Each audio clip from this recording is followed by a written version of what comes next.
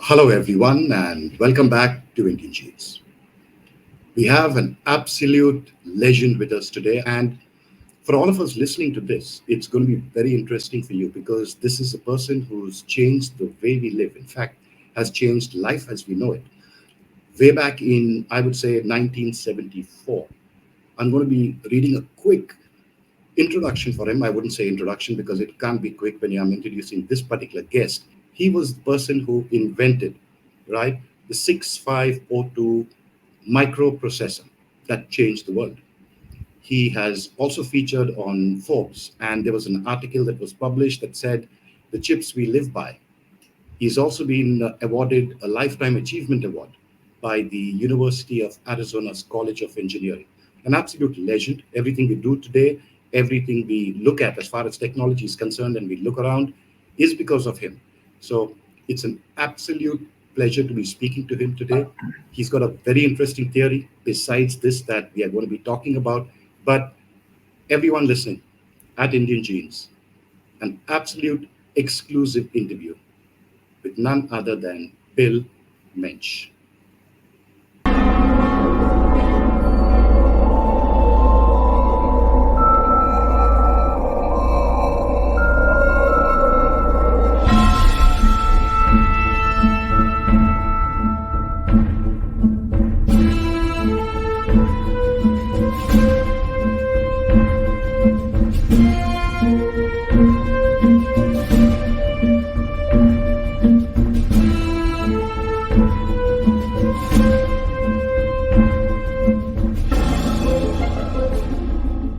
So, Bill, from everyone here in India and Indian Genes, a very, very warm welcome to you. And thank you so much for sparing your time to speak to us here. Well, thank you. Joaquim, am I pronouncing your name correctly? Yes, Joachim is right. Joachim is right. Oh, I see. You have two different pronunciations. Good. Well, yes, I'm Bill Mensch, and I'm pleased to be here with Joaquim on his podcast. And I see that he has several other interviewees that he's had in the past. A brief introduction of myself is that I got my engineering degree from the University of Arizona. I'm wearing my University of Arizona, oh, here it is, engineering shirt. I actually live on ASU, Arizona State University campus. So we have this little badge we wear so people who don't know us or can't remember us, we're in a retirement community. Anyhow, that's why I'm wearing this, is I wear it around during the day here. So I'm an electrical engineering. I'm an electrical engineer, and I just got involved more or less. There's some accidental things that have happened to me throughout my life. It's like it wasn't planned. I wasn't planning to go to college, but I ended up getting a college of engineering degree, electrical engineering degree from the University of Arizona in 1971. So I've actually started working at Motorola after graduating here in Phoenix, Arizona. And it was that fortuitous opportunity that I started working with microprocessors in 1971. Motorola actually designed microprocessors before Intel even existed, I think. So the first microprocessor recognized in November of 1971 was a microprocessor called the 4004. But anyhow, I've been working with microprocessors for the last approximately 53 years. So in my little byline here, 6502 TEI, that stands for the Theory of Embedded Intelligence. I'm a founder of the Western Design Center. I founded the Western Design Center in 1978. There's lots of information about what WDC has done. We're pioneering in licensing models of microprocessors. ARM followed the licensing models I established in basically 1981. So in addition to the Western Design Center, my wife and I created the Bill and Diane Mensch Foundation, which is TMF. That in the byline there. In any event, I love what I do. I don't plan to retire. I plan to continue working with microprocessor technology. And so we can dig into some of the details of what you're interested in, Joaquin, or anyone else might be interested in. If you're having any live questioning, I'm happy to answer any questions. I love doing this kind of thing. I have 3 websites. You can find them easily. Just Google my name, and I think you'll find a lot of the information about me. So, Joaquin, I think I'm ready to dig into whatever you want to talk about. Thanks so much, Bill. And I think we probably will start at the beginning because we can sequentially go through everything that you have done. And for a lot of us here, probably a lot of our listeners, and I have to highlight that maybe 80% to 85% of people listening to you right now are in the age group of between 12 to 25. And when we talk about probably the 6502 microprocessor and what that did, everybody today would probably be talking about what NVIDIA is doing. And we can sequentially come to what NVIDIA is doing and why that is different from what you did. But I would be very interested in those days when you were building these processors. Were you all actually manually building it? Because if that was the case, then I assume that the amount of production that would come out of the processors that you were building would be fundamentally so different from today. And I just want you to explain that to us. What is the scale that we talk about compared to when you were doing it compared to today? Okay, so the 6502 microprocessor had about 3,500 transistors on it, between 3,500 and 4,000 transistors. So we laid each one of those out on Mylar paper, and then we digitized it with a mini computer. It was a Nova, Data General Nova mini computer that the actual software was called GDS1. Then they had a GDS2 was the second generation of the tools that were used to digitize what was laid out by hand, by humans. And so that continued on, I'd say, until, let's say, about late 80s. And then the current state of the art is actually everything is designed with machines. So we actually, all of our technology that we sell today was hand drawn. When you buy my chips, you can buy my chips from Mauser as an example. We can buy them directly from us. We have boards. I guess I have some boards here someplace, like this board, this board. So we have different boards that you can actually buy and get your hands on them like I am right now. There are 7 basic chips that I've designed that I sell worldwide. So, basically we sell these chips for the educational value that one can extract from actually handling, using your touch feelings, the boards. And this is a 1-chip microcomputer. I'll talk more about what we're doing there for education. But we started the foundation. My wife and I started the foundation in 2011. So that'd be 13 years ago, for education. So actually everything we do there is through educational institutions. We don't really supply scholarships to students directly. We work through their educational institutions. So we're happy to do that. That's what I love doing. If you look at, going back to your question about how we designed these chips originally, we laid them out on Mylar. I don't have a piece of Mylar with me right now, but the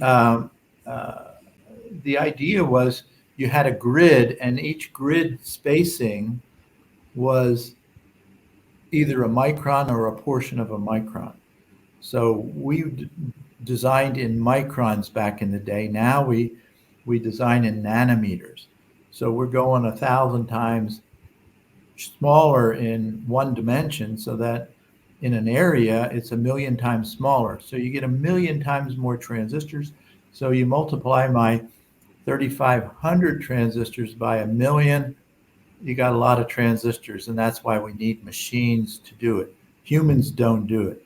And in fact, humans aren't in the factories anymore because the humans contaminate the environment, interestingly enough. So we have machines, and if you want to relate to the yields, that means how many good chips are on a wafer. We were getting in the neighborhood of 30% yield.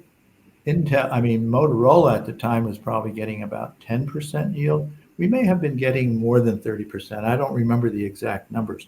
But from an educational standpoint, you can see that the machine is going to be your friend. You're going to be wanting to work with the machine. So if you look at the machines that we're talking about, they're all built through the use of embedded intelligence technology. So, Joaquin, I think I'm going to wander here if we don't go back to one of your questions. No, I think that's fine. In fact, I am going to be wandering back to one of my questions of what you just showed us, which is the one chip processor. Now, that is very interesting when you showed us what that actually looked like. Now, would that have been progressively the first chip that you had designed and then moved from there? Or prior to this, what was the technology like? Prior to, as an example, this one chip this Right, system on a correct. chip. Yeah, it started out with just the individual functions. I call micromodules these days. This one right here is an example. These are the chips. Uh, these are in a what they call PLCC package type, and these are socketed, so you can pop them out if you want. But anyhow, this is the microprocessor, and this is the peripheral interface adapter. These two chips were used in the NMOS technology by Steve Wozniak to build the Apple I. These are the same functionalities as what the Apple started with. And this is the 6522. This is a versatile interface adapter. So I also designed that. But this one was originally used in the Macintosh mouse interface and the keyboard interface of the original Macintosh. So this is the 22. This is the 6551 chip, which is an ACIA, which has the pins to control a modem. Nowadays, we mostly just use a UART, so universal asynchronous receiver transmitter. So the core of this is a UART, but the other control pins on this are for modems, control a modem, which is a modulator demodulator for the original communication systems that we use. Nowadays, you can hook up all kinds of radios to this, Bluetooth, Wi-Fi, etc.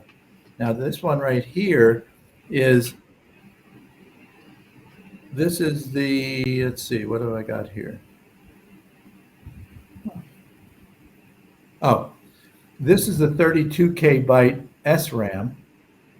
That was more memory than the Apple II had in it, I think, at the beginnings, and the same thing, the Commodore 64 and the British Broadcasting Company's Beeb or Acorn computer. So that's 32K bytes of SRAM, and this is a 32K byte EEPROM. So in other words, this is a flash memory chip that you can program for your program memory. So when you power it up, it'll start doing what you want it to do.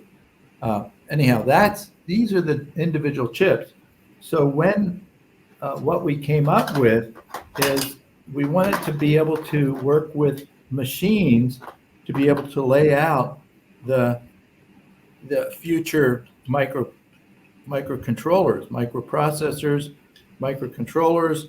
And this right here is our latest technology. I called it my Mensch. The reason why I call it my Mensch is we want you, whoever buys it and wants to work with it, to make it theirs, because you can change it. This is an FPGA that has everything that this board has on it. This basically has everything this board has on it built into it, and a little bit more. And this is supplied by Intel. Intel acquired Altera, so we use Altera FPGAs. This has a unique ID in it, so every one of these chips is one of a kind, like you are one of a kind. So this has 64-bit unique ID built into it. These are little modules. We call these micro modules that you can plug into the board. This one happens to be a 8K, I think, 8 megabyte flash SPC memory. So you can load your code in here. We have flash memory in here. You can load code from the flash memory when you boot it up, start it up, but you can also buy modules.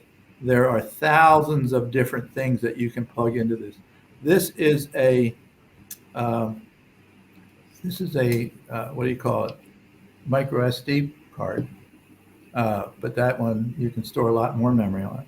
So these are modules that we designed this for educational purposes. So if you want to play around with something, learn about something, we built this board for that. Now we are actually licensing. We licensed a college in in Durango, Colorado, small college. It has about 3,200 students. They were originally, the mission of Fort Lewis College was to teach indigenous people here in America. We call them American Indians or Native Americans.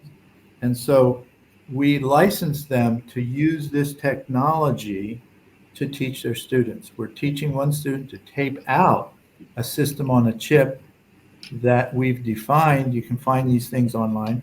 But this connector here is a parallel interface from the VIA, versatile interface adapter, that I mentioned was one of the chips on here. Anyhow, this is so you can connect to parallel interfaces.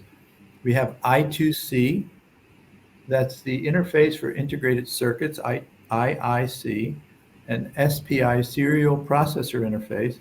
We have those serial interfaces along with two UARTs and a parallel interface.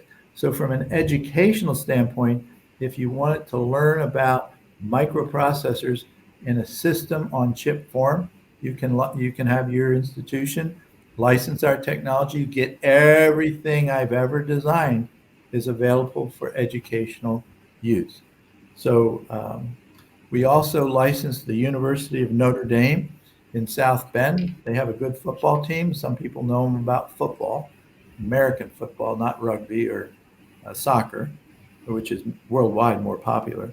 But anyhow, we've licensed them also for use in their classrooms and labs. Okay, so did I answer your question, Joaquin? Absolutely. And I think all the engineers and students who are enthusiastic, especially in this field, are absolutely going to be enjoying this, because just the last 3 minutes was a masterclass on its own. But the 65816, was it, where you then introduced the 16-bit processor post the legendary 6502? Now, that was a radical change for the time, right? And how big was that? And how did you all get to that particular project or accomplishing that? Was it, I'm sure there would have been a story that you would want to tell us about. When we look at it or read about it now, it's while we moved from the 6502 to, I think it was the 65816, right? But Right. let's hear it from the person that actually did it. And that could be a learning for all of us. Well, all right. So when you're a pioneer, that means the first person to do something. I like when I grew up, by the way, Joaquin, I grew up on a dairy farm. We had 26 head of Holstein cattle. It provided the income for the family. Of my mother had, I grew up with 8 of her 10 children.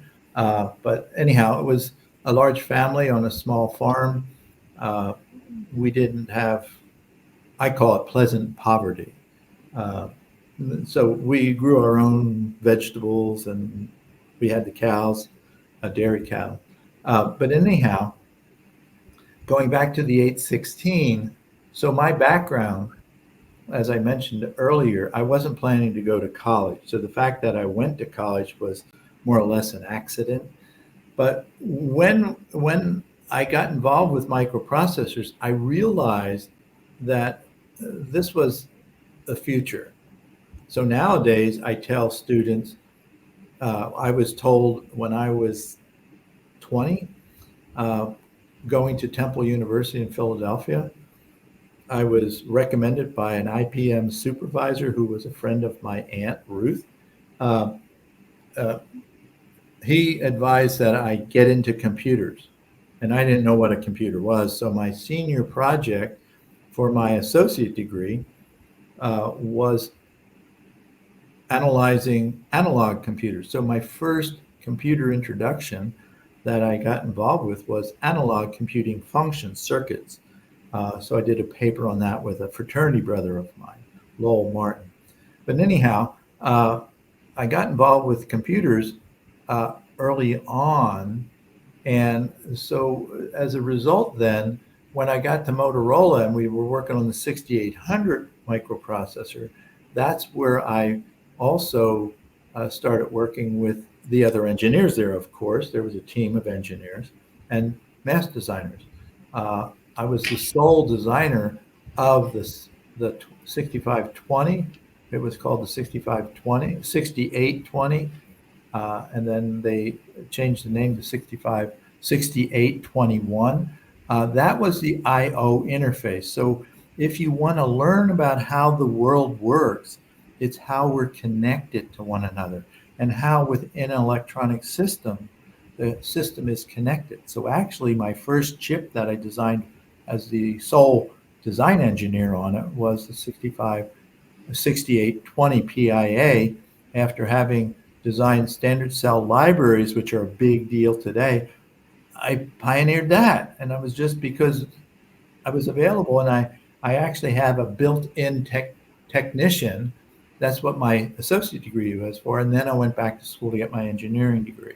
So now coming back to your question about the 816. So when you're in the beginnings of an industry like I was, luckily, I describe luck, or I define luck as the uh, luck is the preparation. Luck is the what's that? What is my statement? Oh my gosh, luck is the when when preparation meets opportunity. So if you're prepared for the opportunity, that's a way of looking at getting lucky. So I just happened to be lucky, meaning I was prepared to design microprocessors. But when I was in college, we didn't talk about microprocessors. They didn't exist. So that means that I was right on the early beginnings of the whole industry. So what happens when you're at Motorola and they are, we designed the 6800 family of chips, then we find out that they were designing a 68,000, which was their 32-bit, but they sold it as a 16-bit processor, which is kind of confusing because it has 32-bit registers. So the 68,000 is what Steve Jobs used for the Macintosh. And so he came to me and wanted me to make some mods to the VIA for his mouse and keyboard interface. So I made some mods to that. So I just happened to be there when these things were happening. So now the 816 was the first microprocessor to emulate loyally every opcode of a previous generation. Now, if you buy, one of these cell phones like I have here, this is a Motorola, by the way, Motorola cell phone. This, if it didn't run the apps from the previous generation, you'd say, well, I want to buy something that like the iPhone 16, whatever, Pro or whatever. if it didn't run all the apps from the previous generations, you wouldn't buy it. So that's what I recognized when I was looking at what Motorola was doing, going from 6800 to the 68,000. Now, if you evaluate the 6800 feature set, you know why you wouldn't continue that, because it wasn't that good. Well, because I was part of the team that designed the first ones, then I knew what would be a better next generation. But once we had the 6502, then I knew the next generation would have to use all the opcodes of the previous generation. But nobody else ever did that. But I knew that if I wanted to get my 68, my 816, which is on this board, and by the way, you can use the 816 in this chip or the 6502, or you can add modules to it to do it whatever you want. But now going back to the 816, so what I did was I had no customers for the 816. I didn't have a marketing team. I'm the marketing team. So what happens then is my sister, who grew up with me on the dairy farm, we grew up together. She's she's born May 1st, 1946. I was born February 9th, 1945. So she's a year and a few months younger than me. And so when I started my company, I asked her to find an office. So she was my first office manager. Things that I taught her how to design integrated circuits. I taught her mass design. And then, so when it came to the 816, I had customers, and I had customers for my 65C02 and my other chips. I was licensing companies. I was helping them understand how to design microprocessors. I taught Xerox when Jobs was getting the graphical user interface from the Macintosh in Northern California at Xerox in Park North, then on Park down in California, Xerox waited 4 years till I became available. They wanted to hire me in 1976. It was in 1980, actually the beginning of 1981, that I taught them how to design microprocessors. And if you look at the STAR system, they had turned a TV or a CRT on its side. It was looking like a page. And that was a system that I taught them how to design microprocessors. And I taught them in, I guess, like 2 or 3 months. They knew how to design logic, but they didn't know how to put it together to be a microprocessor. So this is part of what I think everyone should understand, how we design them manually so that you know what the machine is doing when it designs them. And that's what we provide in some of the information that your universities and colleges and whoever wants to license this stuff, we'd be happy to license them. So now going back to it. So when I have these schedules to deliver the chips that I had licensed to various companies like GTE, Rockwell, Synertech, I had licensed 60 companies. My plan was to license 10 companies, but I ended up licensing 60 companies. So while I've got all this other work going, I decide I'm going to be a double entrepreneur. That means that I started designing the 816 on a card table in my home, which was about a mile from where WDC is and has been for the last 45 years. So anyhow, so I designed the logic on a card table by hand, draw it by hand, and then I digitized the schematics. So everything that you would license or your institution would license is actually digitized schematics and layouts that were all drawn by hand first, and then we loaded them into the machine. So what happened was I wanted my sister. So the 816 is the only microprocessor that was popular or that will ever be popular, designed by a brother and a sister.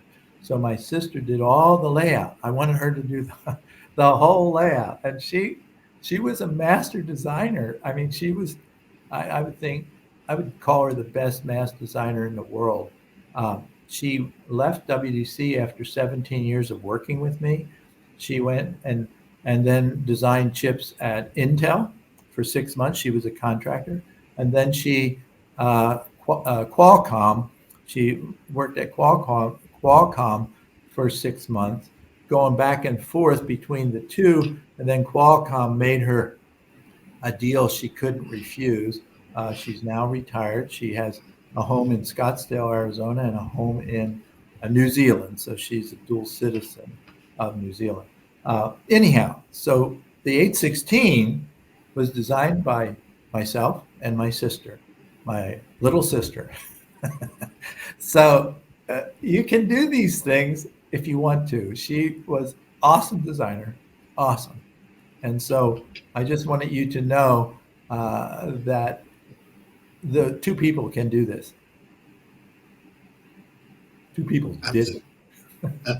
That's such an inspirational story, just listening to you. And the fact that this was a brother and sister coming together. But when you spoke about luck, I like the fact that you did mention it was preparation, meeting, opportunity. I have another one, and I think would be apt for both you and your sister would be the harder you work, the luckier you get.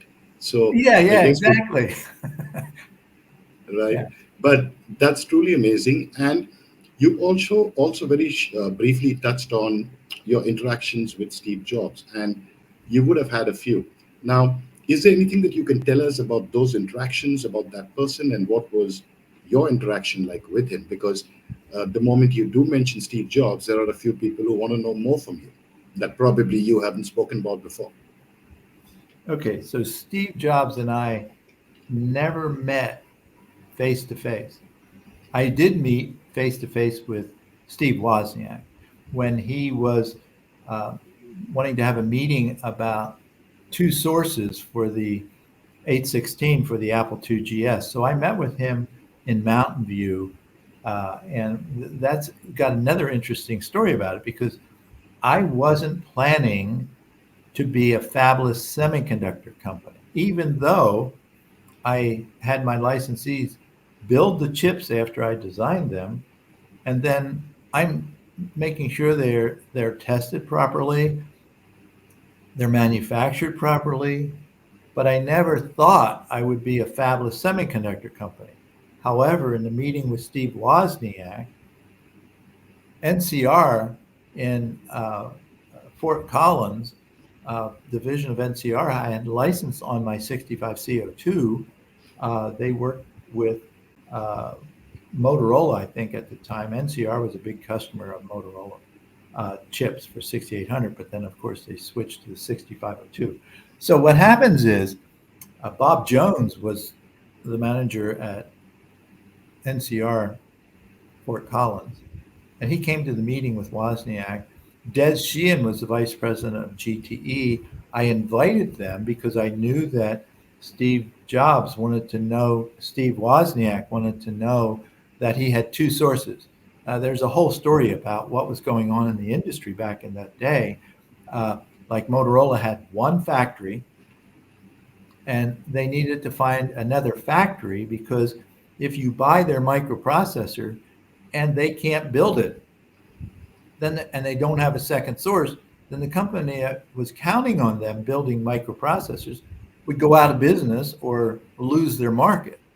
So that's what I was part of the team to create AMI, American Microelectronics Incorporated, or something like that, AMI, in Northern California, that produced the custom chips for Apple, Apple II. And so when I met with Wozniak, then I have Bob Jones to my right, Des Sheehan next to him, Wozniak over here, and then I don't remember who else from Apple was here. So we were in this discussion, and so Des Sheehan says, "GTE, we've got this 816 running. We're good. We'll be your source for it." And so then Bob Jones, I said, "Okay, so Bob, are you going to license the 816?" And he says, "No." Bob, we're at a second source meeting. You knew it was a second source meeting. Why did you come to this meeting with a no? So here I have Des Sheehan. GTE's all in. NCR is not going to build the 816, and he's in the meeting. And so I go, well, Woz, you use AMI, right, for your custom chips, right? Yes. Okay. All right. So, Woz, how about this? I will be the second source. GTE will be the first source. And then I'll have AMI build the 816 for me, and I'll sell them to you. Will that work for you?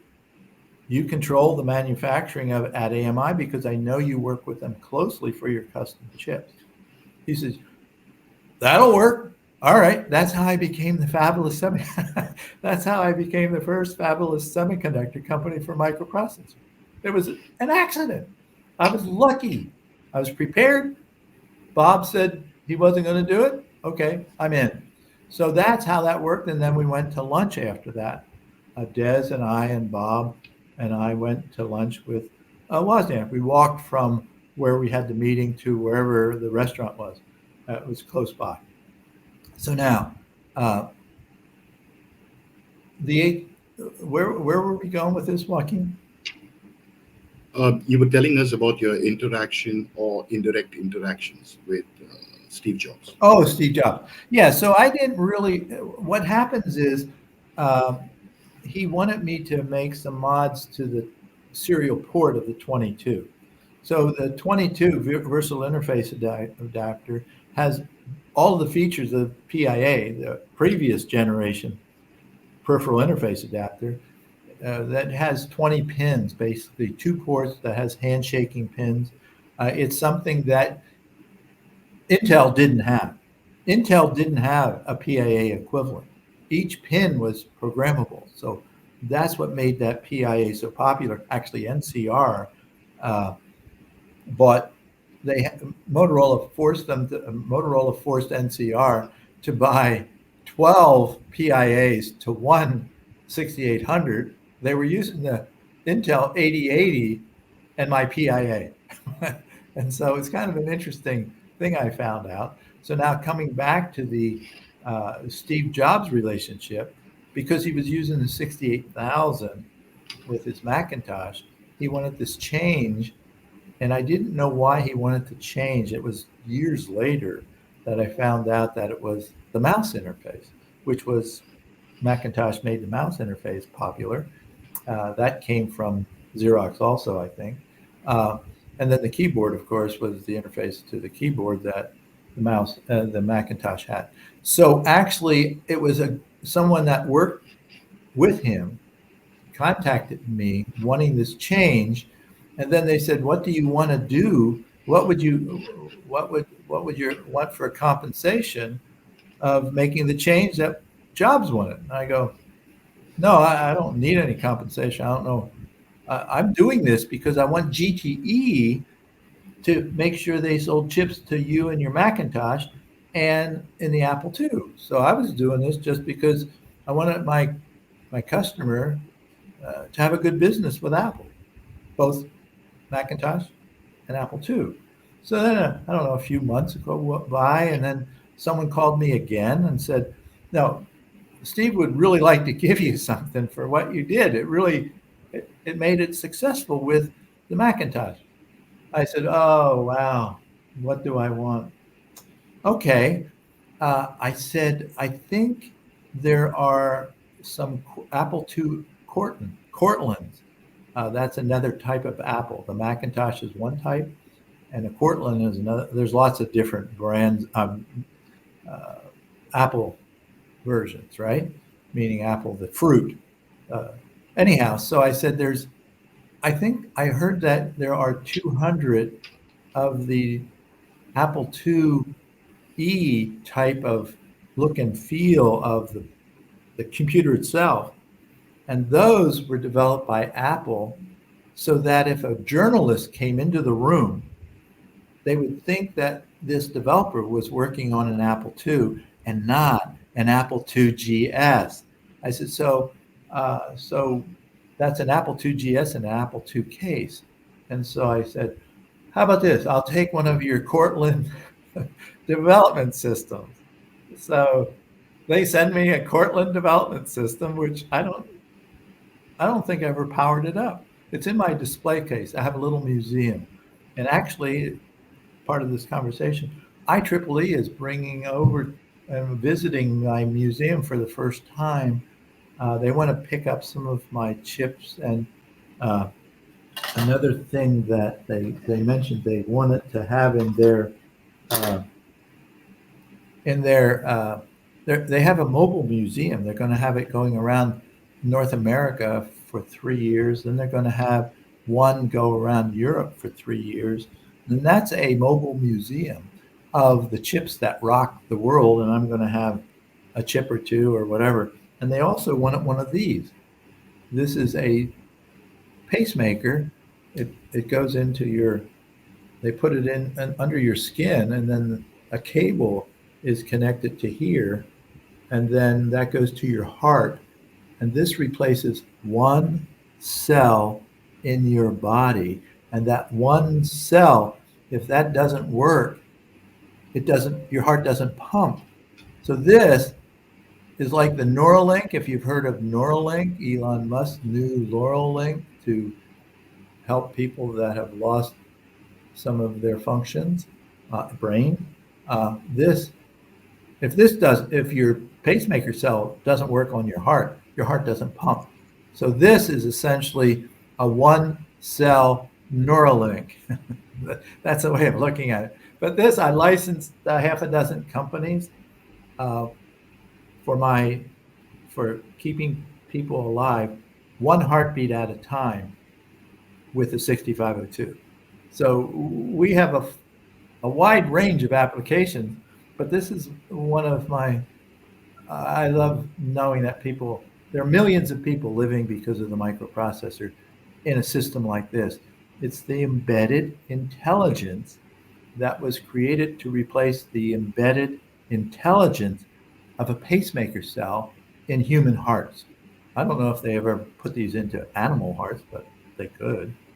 Anyhow, so that's part of this whole story of connectivity. But I never met Steve Jobs personally, directly, face to face. Right. And amazing. I think the right time for our listeners to know as well that your inventions are currently a lot about life support as well. And there may be so many of our listeners, or probably people, I know there are people from my family that are going to probably thank you, who are alive and kicking everything that happened with what you have done. And it's important that we mention this. Now, probably the perfect time, Bill, to get into the second part of what you are also involved with and what you're involved with now. And we talk about uh, intelligence. So I definitely want to get there. But when you talk about embedded intelligence, which is your theory, I want to start off. It is a heavy subject, so I'm going to start off a little for people listening, and I have a light question for you. Would you have ever thought in 1974 that you were going to embed your intelligence into a podcast called Indian Genes that you would be on in 2024? Let's No. start with that question, Bill. And then you can tell us about embedded intelligence. Yeah, no. I mentioned earlier that when my nephews asked me one time, uh, they were state champion wrestlers, and they were at a wrestling meet in Las Vegas, Nevada. The older brother nephew was the coach of the West Point Military Academy wrestling team, and his younger brother was the captain of the wrestling team. And so at lunch one day at that event, they asked me, with my wife sitting next to me at lunch, and they go, "Uncle Bill, how'd you do what you did?" I said, "Oh, oh, uh, yeah, my path to now is much different than your path to now." And I said, so if you think of a pinball, or a pachinko game, a pinball or a pachinko type game, there's a ball that's rolling around on the surface of that pinball machine, and bounces into a wall, and then it bounces that way, and then that way, and then you have flippers, and so I'm the pinball. I'm the ball. I bounce off. I can't go that way. I'll go this way, and this is my life. So when you ask that question, you're really, Joaquin, you're really tying into me, the pinball, because I could have never guessed that I'd be on this podcast. First of all, your podcast didn't exist because podcasts didn't exist until Jobs, I think, started that idea with his little iPod thing. Uh, by the way, all of those little iPod systems, PDAs, this came out in 1991. This uses my 816 in it, and it's a little digital assistant uh, by Franklin, who had a clone of the Apple II. They're in New Jersey. But anyhow, I'm diverging here. But the answer to your question is no.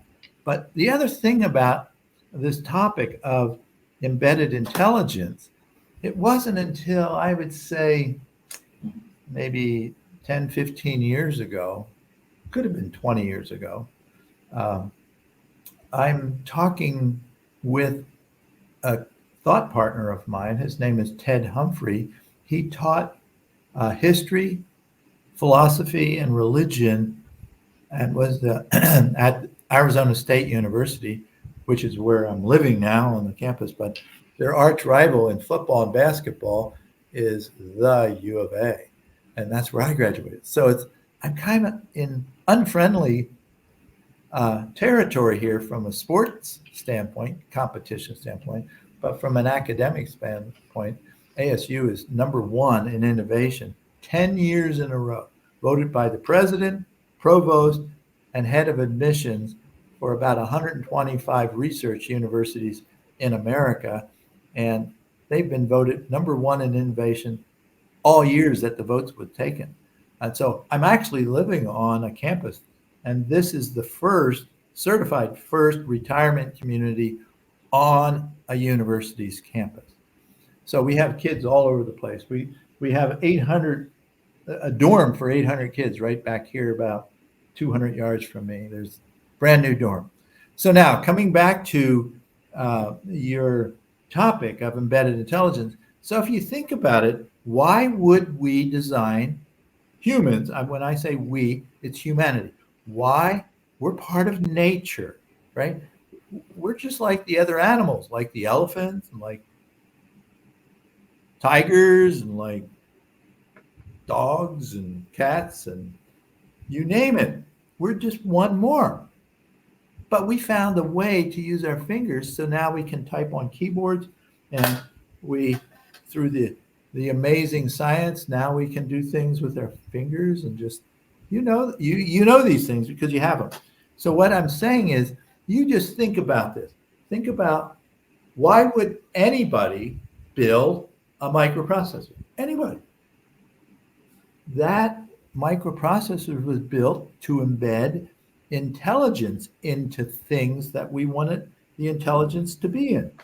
This ended up being something. This ended up being something.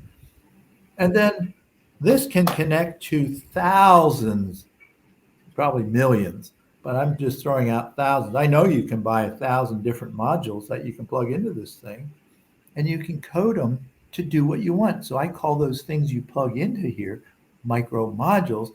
But when they're on the actual system chip, like I showed you here, when those modules are here, then they're all on one chip. They're lower power, they're smaller. And that's why we designed microprocessors.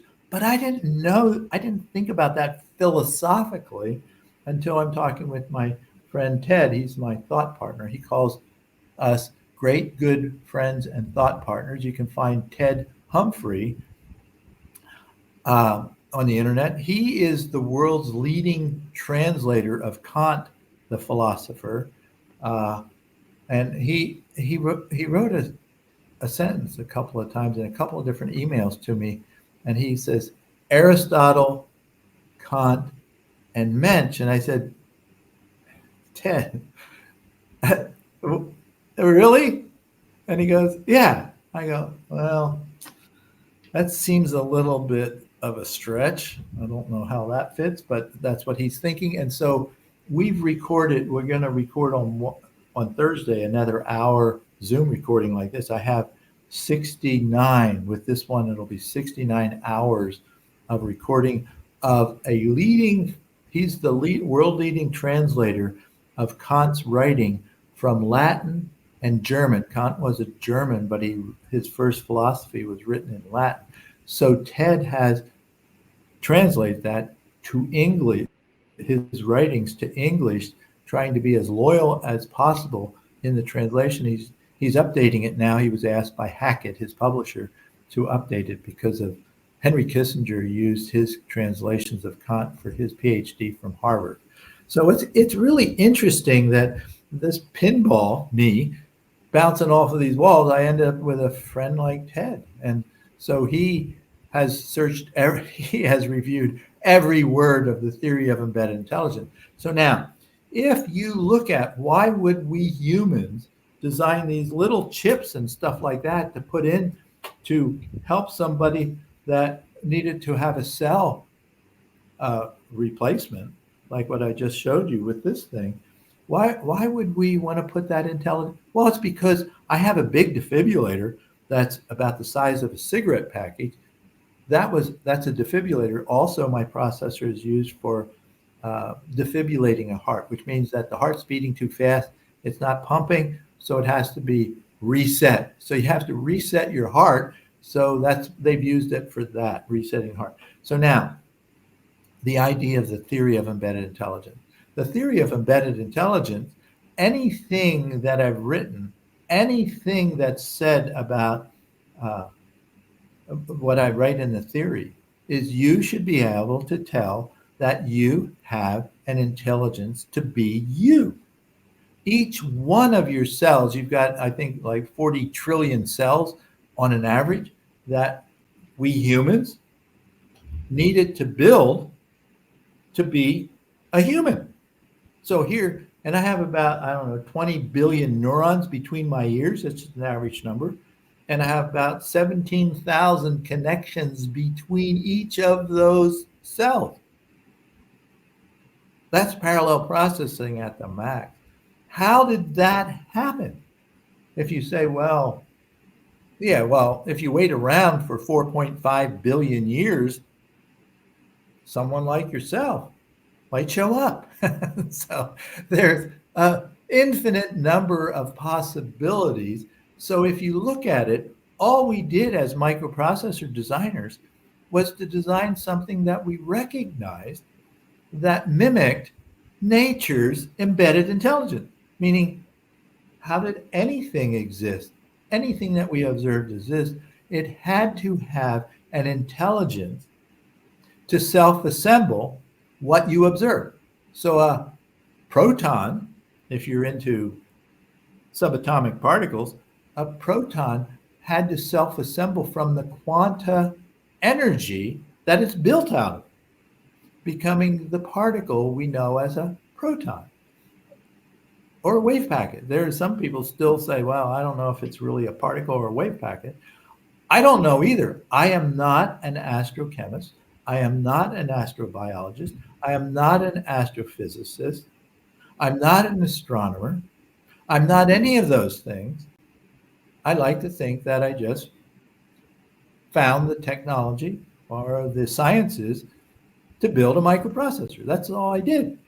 And if it weren't for all the other humans that had to do things to create the processes, the factories, and the software, my 6502 would have never been used because I didn't design the software.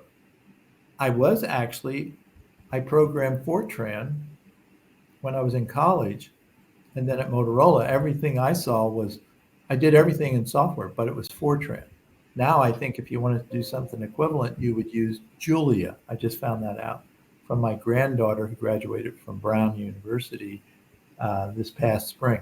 Anyhow, coming back to this, then this embedded idea of the theory is that it would had to have started with intelligence.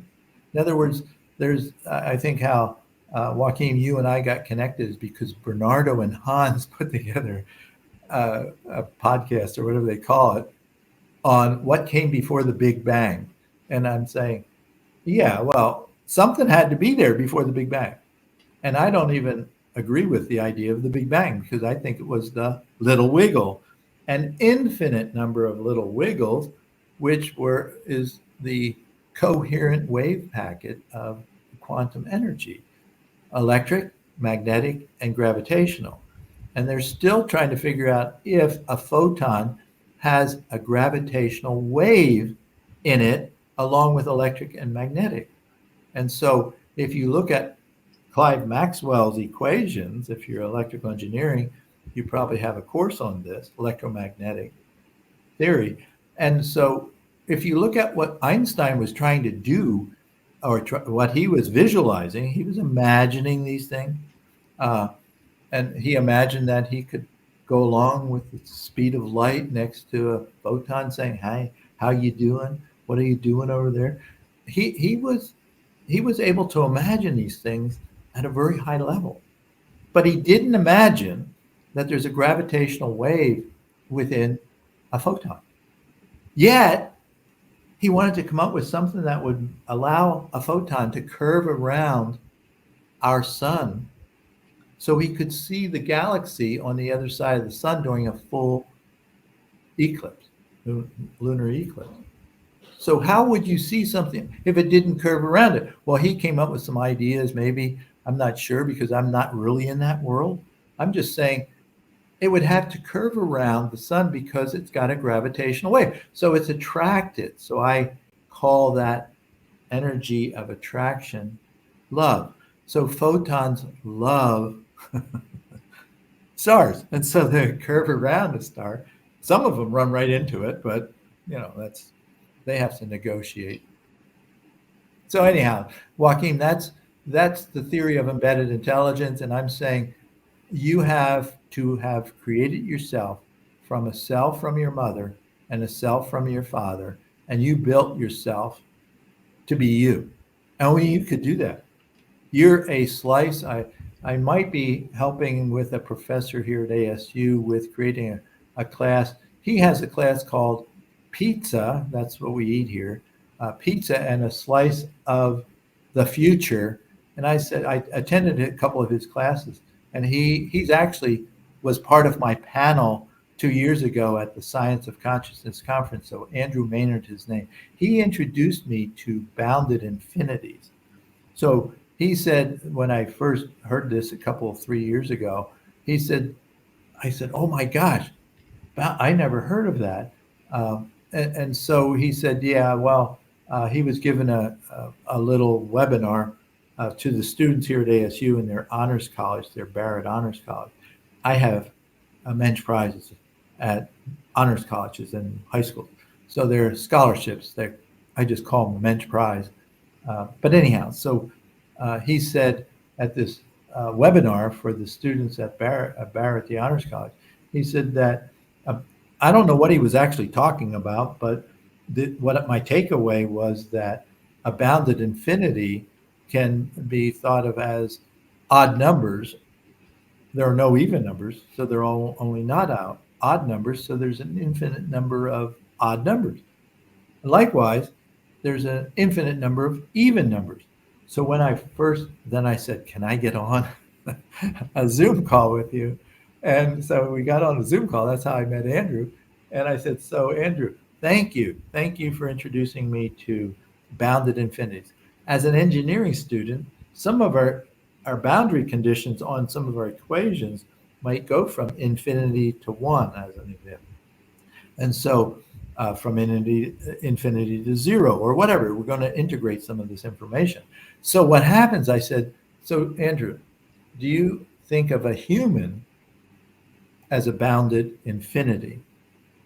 And he's thinking about that. And no, but that's a good idea. So each one of you that are watching, you are a bounded infinity, intellectual infinity. So when you think of that, it's like you can do anything And when we collectively do something, like a lot of us work on this, like right now with Joaquin wanting to talk to me, I'm saying, look, we just doubled the infinity of the two of ours. We're each an infinite possibilities. So what are you going to do with your bounded infinity is my question to the students. Nice, very nice.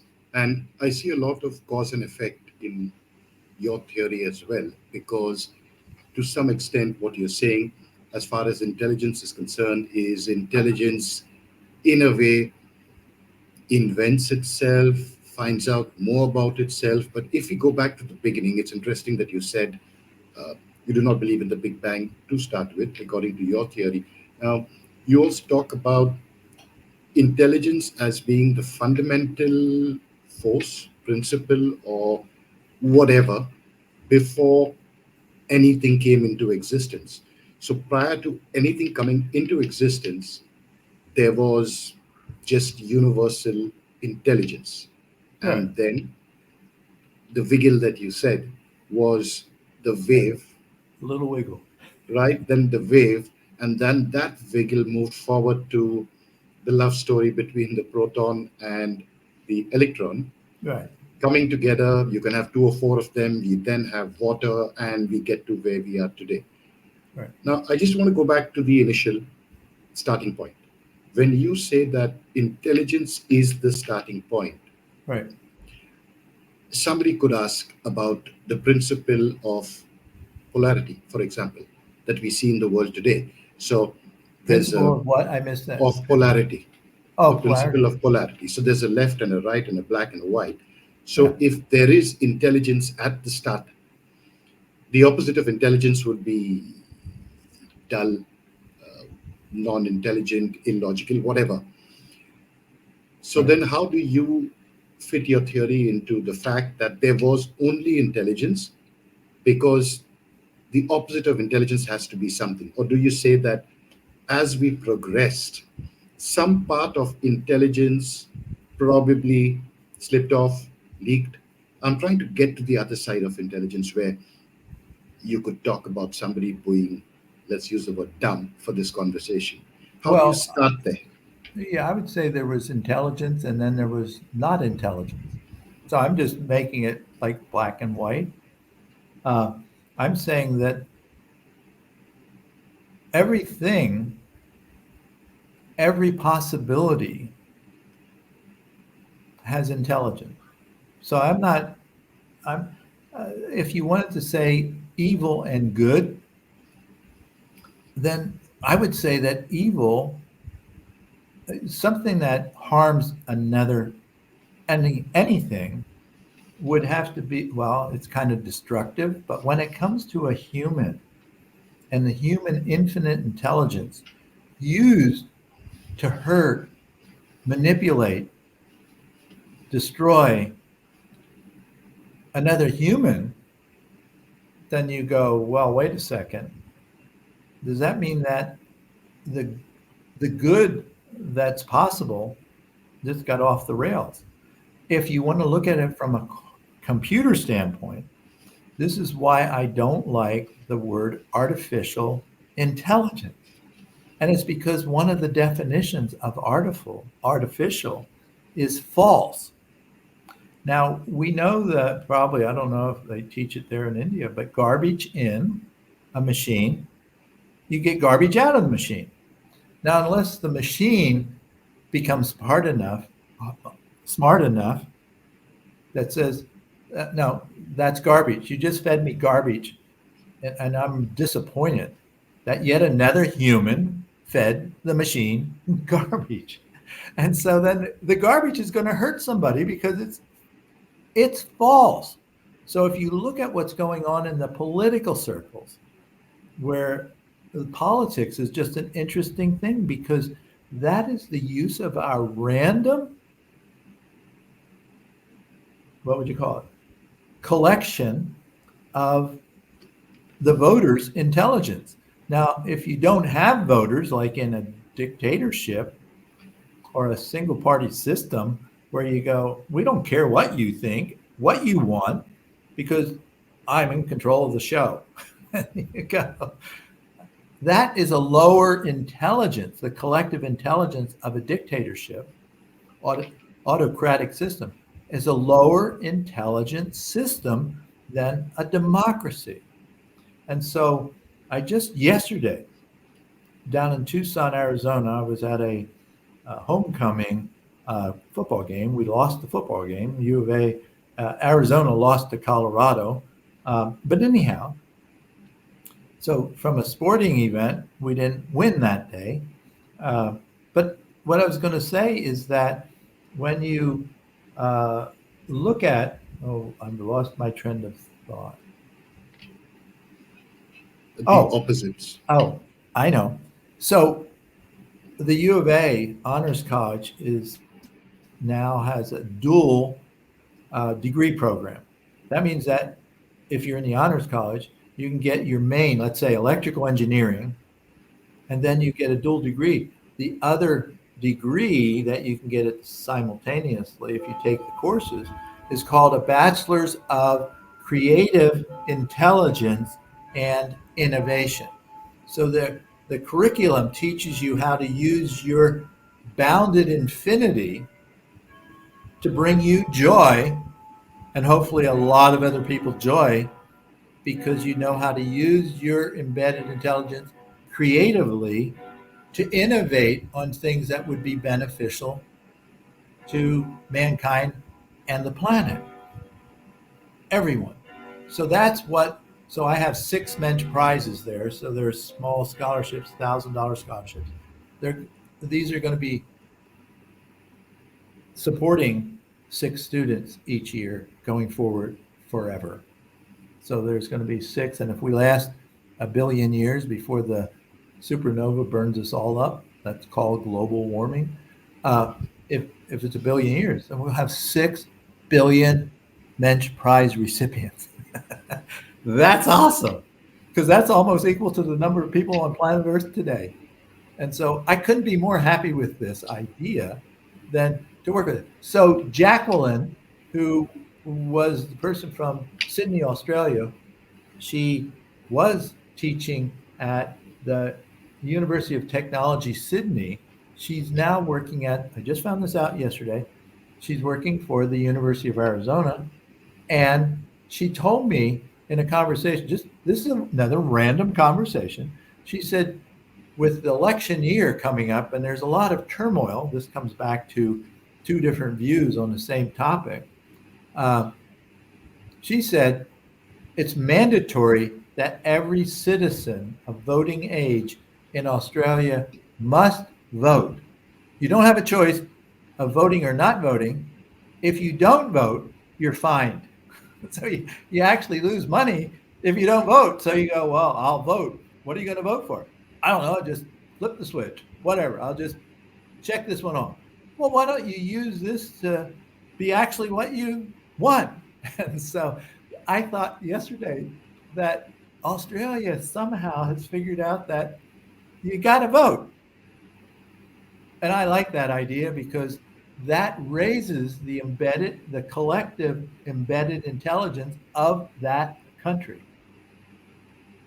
Right, very interesting. I think that is also because there is an outcome, or there is a teleos, or it's going in a particular direction, but that would be more of group intelligence, or there would be the intelligence of a country, a community, everybody collectively going towards one place. Now, if we get back to the earlier stage in this particular theory, as the universe evolved and we get to matter and planets and galaxies, it comes together in a very orderly fashion. But we also know that, I think you mentioned it a little bit earlier about thermodynamics and the second law, where we talk about entropy in the universe, where ideally there should be more chaos if systems are left to themselves. This fits in with what you are actually saying, because that tells me, and I'm just trying to understand it while we are speaking with you, that this particular intelligence knows why a galaxy needs to be formed, with the intention of then a planet being part of that galaxy, and then finally life evolving.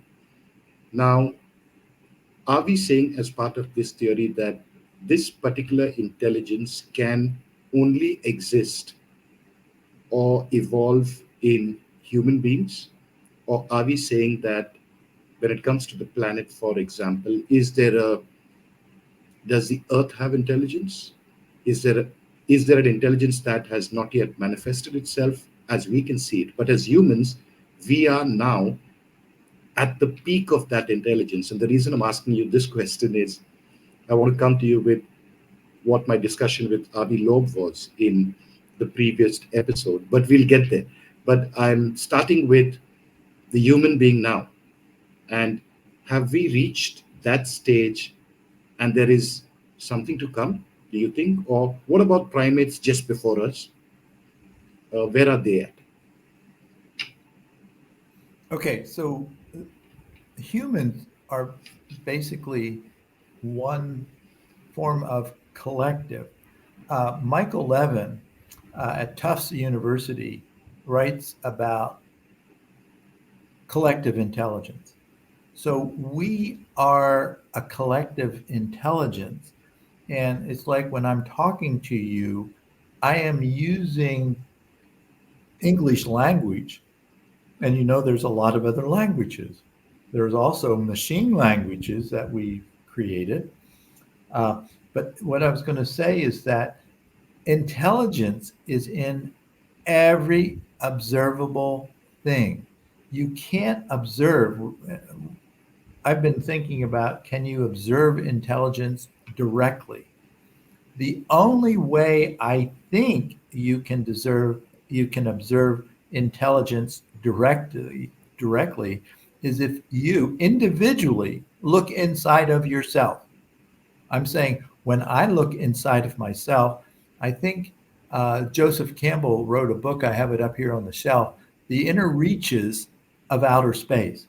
So the further you look out into the stars, it may be possible that you can look inside yourself in a similar way. I think that's maybe what Joseph Campbell was trying to get at. Uh, so, I'm not a philosopher. I like staying in my lane of a microprocessor designer. I know the sciences that were used to create the first microprocessors. I The only way I could have done that if there was a collective intelligence by the other engineers and scientists that came before me. And I don't feel like I have anything that's other than me, my unique embedded intelligence, but my unique one of a kind. And each one of those that would be watching this, you have your own infinite intelligence. And if you look through that infinite intelligence, you will, if you study uh, atomic physics, if you study chemistry, if you study biology, and you study all these other components that were needed to collectively, you could assemble your body through the atoms of the stars. That's why one of my slides I have, you are a child of the universe, no less than the trees and the stars. When I found that statement, I'm going, yeah, there you go. I'm part of this. I'm a slice of the infinite universe. That's what Andrew Maynard and I might start a class in January. I don't know. It's a recorded thing. So he says, well, wait a minute, you're recording this, so I can't back out of this now. I said, well, I can't back out of it either because we recorded it. We said we were going to do this. And if we don't do it, then we're not being loyal to our statements that we're making today. You don't have to be locked into this. If you don't want to do the class, then we don't do the class. I'm not attached to that outcome. I'm saying that if you look at everything that you observe, you have to find it's built with intelligence. So that means that the intelligence of a proton is different than your intelligence.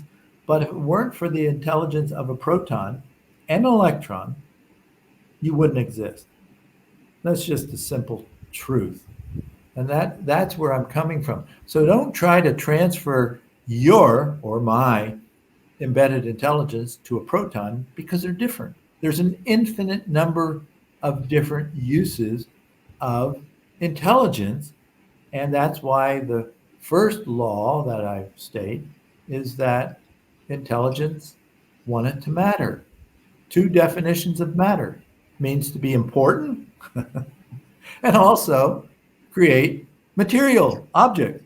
And so then you just use the collective intelligence of those components that are needed to support life.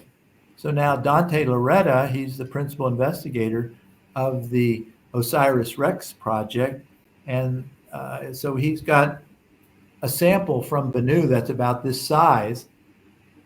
By the way, that's my logo for my foundation.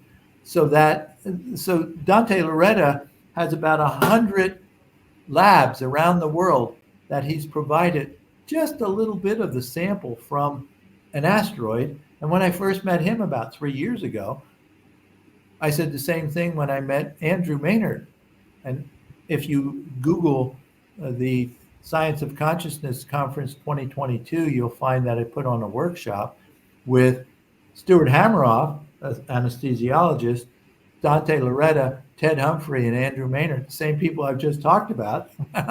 So I'm saying, if you think of it from everything in the universe that's observable has to have an embedded intelligence to be the thing it is. Just don't try to scale like my intelligence is different than yours. And that's where these guys that are looking at the science of consciousness studies, consciousness, when you say consciousness, when I first met Dante, he says, so Bill, are you saying everything in the universe is conscious? I go, well, it would have to be the thing it is. He says, wait a minute. What's the difference between consciousness and embedded intelligence? I wasn't expecting that question. I was thinking we're going to do something about what his work is. And I go, well, okay, so if something's conscious, it has to have an embedded intelligence to be conscious, to sense, process, communicate, and actuate.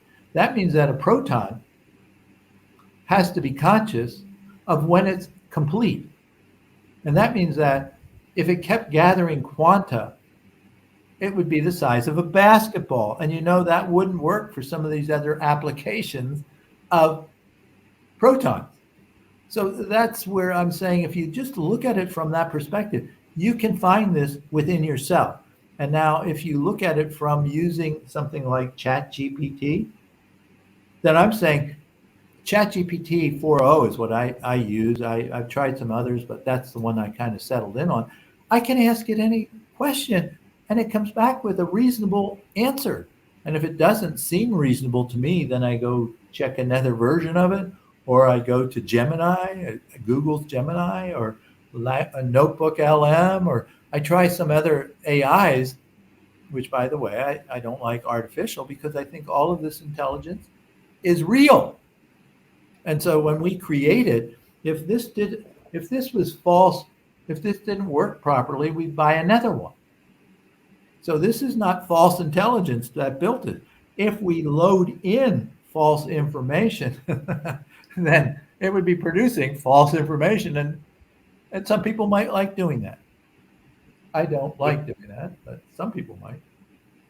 Right. Let's talk about Avi Loeb's things, because there's some richness in his. Right. I want to come there with you. And interestingly, because you just mentioned about Joseph Campbell and his book, Hero's Journey. The power of myth. Yes. And the other one is life-changing. Is amazing. And the same thing with the Hero's Journey. In fact, I just spoke to John Butcher as well, who's the head of Joseph Campbell Foundation, about, I think, 4 or 5 episodes ago. And we had a great conversation about the power of myth and the cycle of the hero's journey, on how it is embedded today in all our stories and film. But coming back to Avi Loeb, now, currently the hot topic in town is about UAPs, aliens, UFOs, who are they? And let's try to apply what we are saying here. So there is a possibility, if we look at time in blocks, for example, that everything exists all at once, right? So there's the past, there's the present, and then there is the future. So Bill, let me see what you have to say, because there is one part of what Avi also believes in, not committed to, but as we say, we are open-minded to whatever possibilities are. That these visitations could be from our future selves. So we have evolved into the future, and somewhere down, we have figured out that you can travel in time. And so then you get back to your past self, and these are just versions of ourselves from the future. Strange, but today, the way science is going, and I'm happy it's going there because there are a lot of open ideas now. But I want to hear your thought on that. Well, okay. So these are conversations I have with uh, Ted Humphrey, the philosopher, the professor of history, philosophy, and religion. And so when we have conversations like this, I like saying his world is about words. So if you want to use these concepts of past, present, and future, and that we're in simultaneous universes, and you can use your words any way you want to use your words. That's an option that you have. I don't do that. I'm in the here and now. The only moment we own. Now, if I go to the conscious, if I go to the subjective consciousness, that's that world. I'm an objective consciousness person. That means that SPCA, sense, process, communicate, and actuate. However, I am happy to talk about philosophy. I love it. And Ted has introduced me in a wonderful, peaceful way. And so Ted is an awesome thought partner.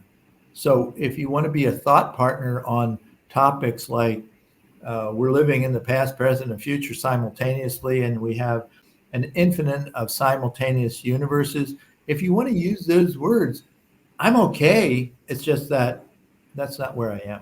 I'm here, right now. So if I said, I love being in the here and now, when I have a sip of my coffee, when I do these things, this brings me joy.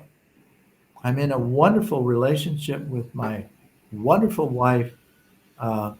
And hey, I'm in the here and now. And This is and good Bill, enough for me. So if you want me to in imagine this other world, now let me go back to something that was really, I smile because Avi Loeb grew up on a farm too. Well, what the heck? I grew up on a farm. There's nothing like pleasant poverty. There's nothing like that because it totally activates your living being. You're in nature on a farm. You're in nature. That was my playground. I didn't have a telephone or a TV until I was 10 years old. And when we had the same year, telephone, we had same a, year, Bill.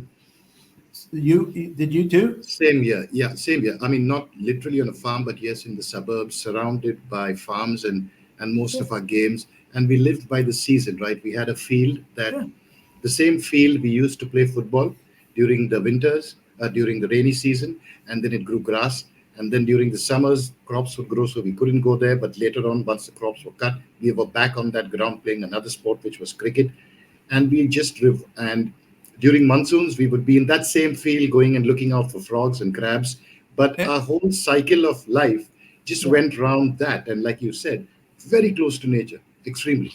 Yeah, yeah. And so when you grow up on that, that was, I didn't have video games. They create the video games from my microprocessor, which was surprising, right? The whole thing is a surprise. I love being surprised by nature, and we're part of nature. So I love being surprised when you wanted to talk with me.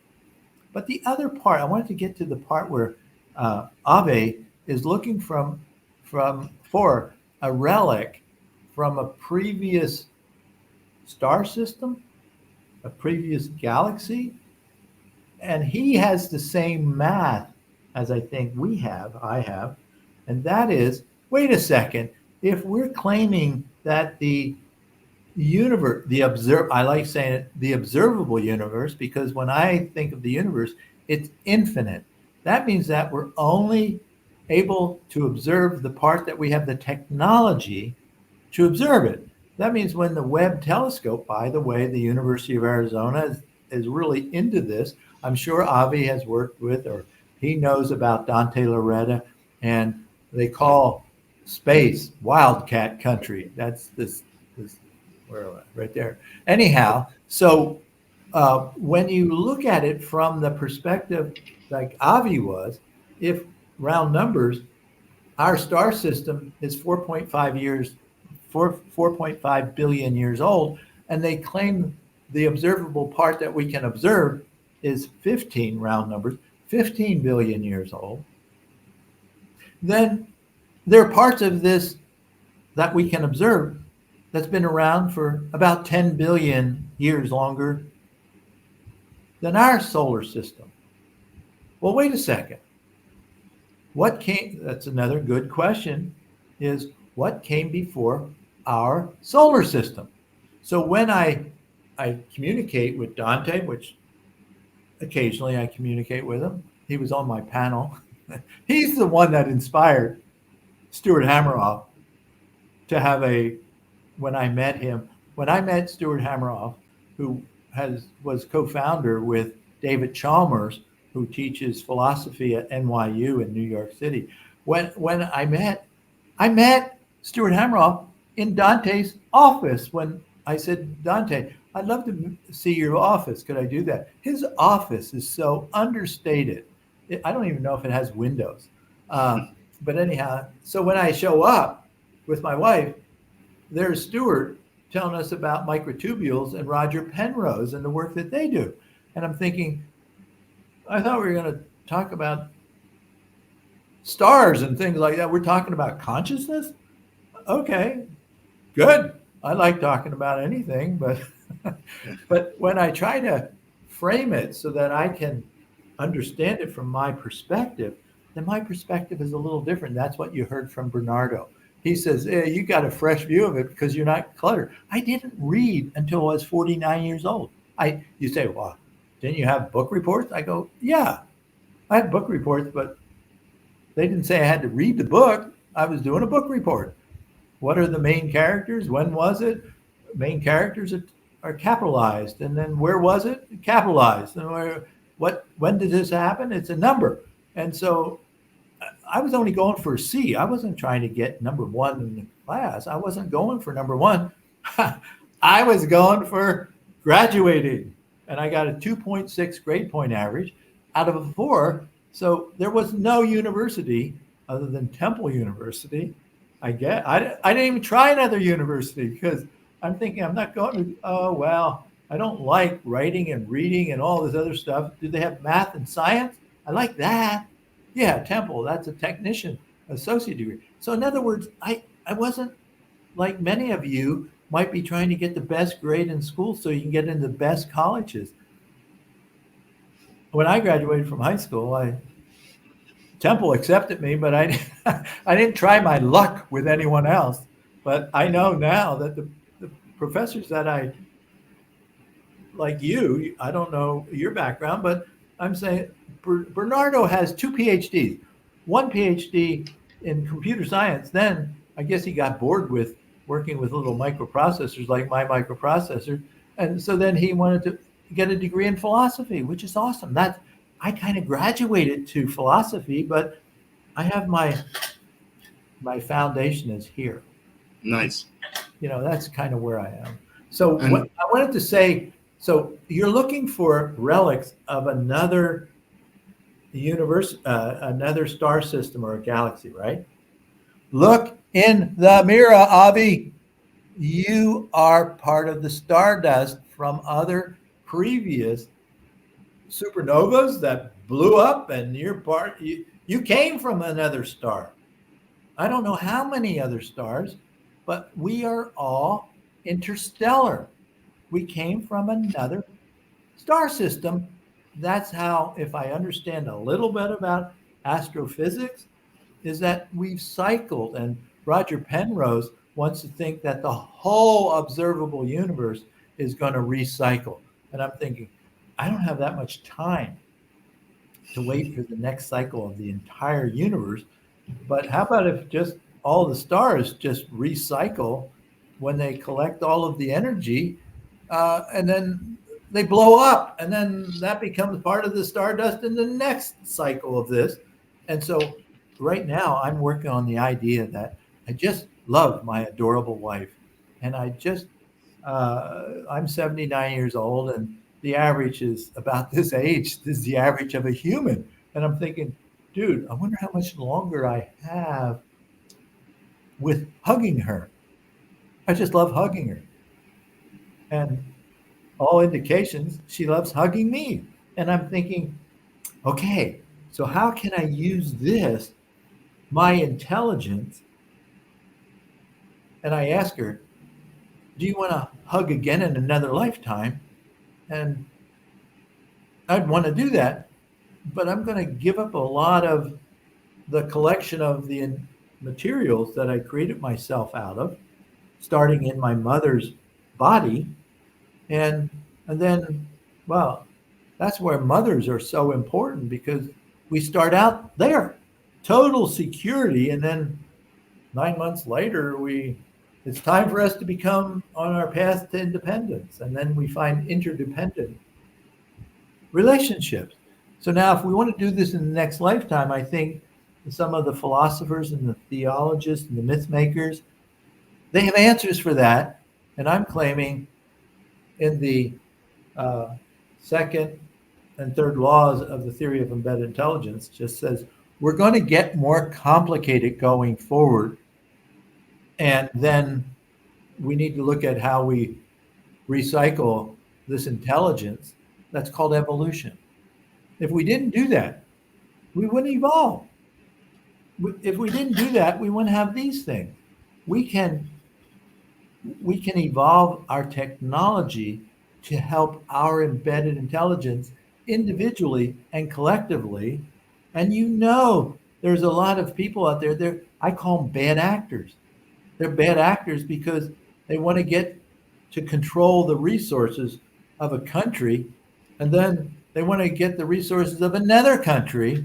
And if you look at what's going on in the Middle East and in Europe, Eastern Europe, Asia, I mean, come on. We can do better than that. Collectively, we can do better than that. So that's what I'm saying to the children, the next generation. We can do better than killing off someone that has a different color, have a different belief. Dude, just believe that you're an infinite intelligence that found a way to live. I get emotional with that. True, very true. And you were also speaking about, you used reference to a mother. And earlier you also spoke about when we were talking about us growing up as farm boys. That's nature, right? And that's what nature does to us and for us on this planet. Because collectively, individually, we do have a mother, and collectively, whatever we speak of is the same, because it's about fertilization, it's about growth, regrowth, death, and the whole cycle, as you just mentioned. Right. Now, moving forward, do we say then that with the advancement of technology, the computer systems or intelligence that we have, I know you don't like using the word artificial intelligence, let's call it intelligence. The intelligence in these systems will keep evolving further with us. Now, are we talking about, if you look at a robot or what can be done today with what SpaceX is doing? So, is that going to be the next part of evolution where we integrate with technology? Or are we going to be on one path to evolution? We continue the way we are metabolically. And then at the same time, parallelly, we also have intelligence, robots that are helping us do tasks. But at all times, this will be a parallel intelligence, let's say, but they would never be conscious. No, well, okay.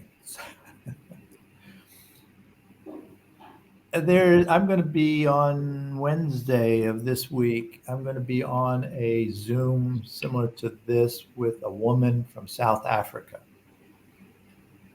She, I don't really know her, but she found me through the Inventia Foundation podcast, similar to what you did. So what I was going to say is that when I look at our creating an intelligent system, embedded intelligence technology, that's why I like calling all microprocessor systems embedded intelligence systems, for doing something that beneficially for mankind and planet Earth. So there's a word that I was introduced to by Ted called Gaia, Gaia. That's the whole planet. Like you were asking me about the intelligence, the collective intelligence of planet Earth. That's what Gaia is called. I prefer to use simple words like the embedded intelligence of a planet, the collective embedded intelligence of a planet. We're part of individually, the embedded intelligence of planet we call Earth. Now, if we decide to move to the moon or to Mars or some other asteroid or another planet, then that's great. I like that. So coming back to the machine, is the machine gonna kill us off? That's where some people are concerned. That's called fear. Are we afraid of the machine? Then the next thing you have to say is, are we afraid of our neighbor? Because our neighbor could kill us off.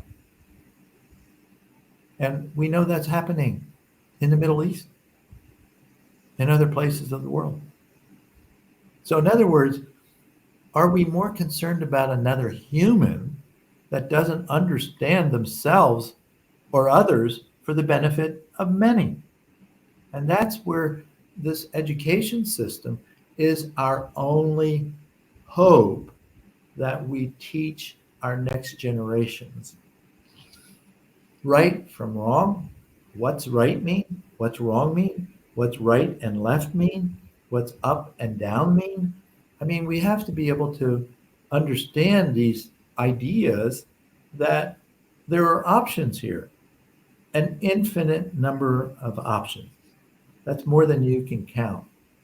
And so, and as soon as you think you counted the last one, years ago, I created a Broadway show called, the longest running Broadway show. It's called Infinity. There's one line, and it goes 24/7. You can come and go as you please. There's adult beverages. There's food. You can do all this. But the one line is infinity plus one. But you do this with an emotional content. So the actors and the actresses that come and go every hour, infinity plus one. And so when you look at it from that perspective, you're looking at life from a different perspective. The preciousness of one individual life is infinite. Amazing. Because without you, Joaquin, and your individual visitors to this webcast or this podcast, you're an infinite. What are you going to do? You have approximately, I'd like rounding off because 100 years. Maybe for some of you, it's less than that. Maybe some of you, it's more than that. But if you say, what am I going to do with my 100 years of precious time? on this wonderful planet, what are you going to do? It's all yours. And if your parents were helping you evolve your embedded intelligence, the mental part. But if you want to be amazed by something, just Google your immune system on Wikipedia. If you're not amazed by your embedded intelligence of your immune system, well, then you wouldn't be amazed. I'm amazed how it helps us stay alive. I'm just amazed by some of this. So to me, the idea of exploring the use of the theory of embedded intelligence, I do this all the time now. I use ChatGPT 4.0. That's my favorite right now. It probably will change.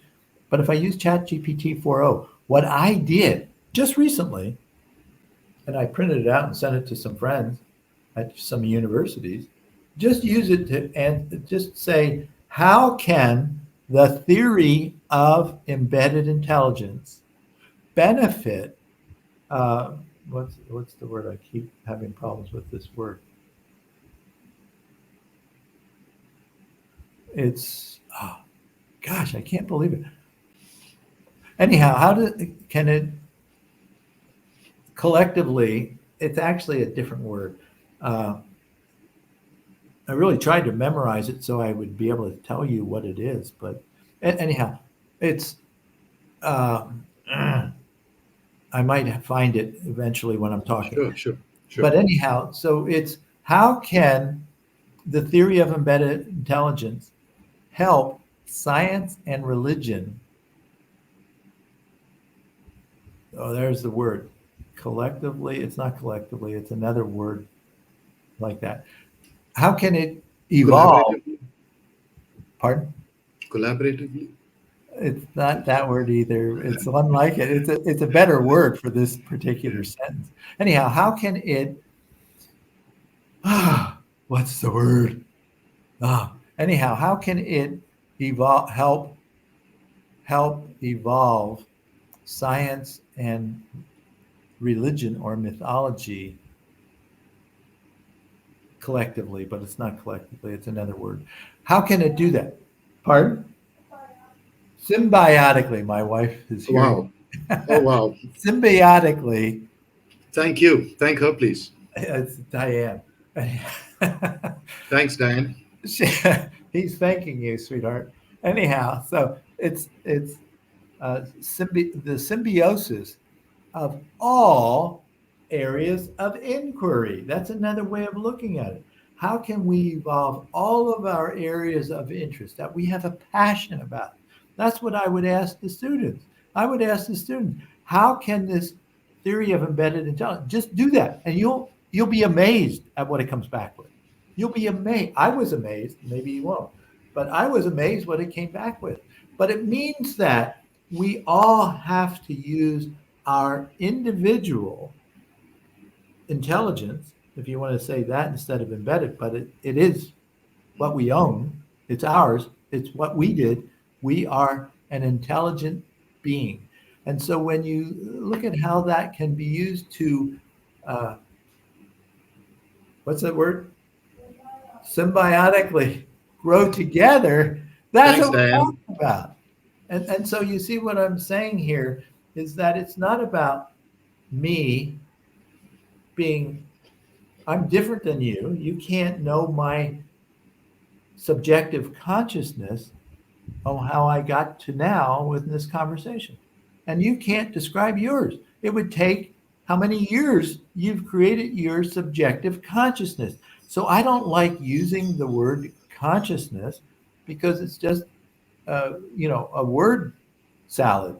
And so what I'm getting at is if you go to the objective, then you can say SPCA, sense, process, communicate, and actuate.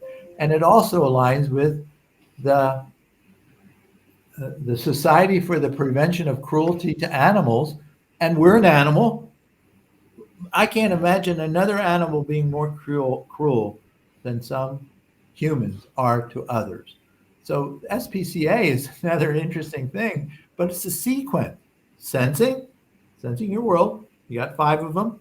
Some people say we have a 6th sense when we combine all 5, and we recall the information we gained from our 5 senses, and then that's where this subjective consciousness comes in, because we stored this information.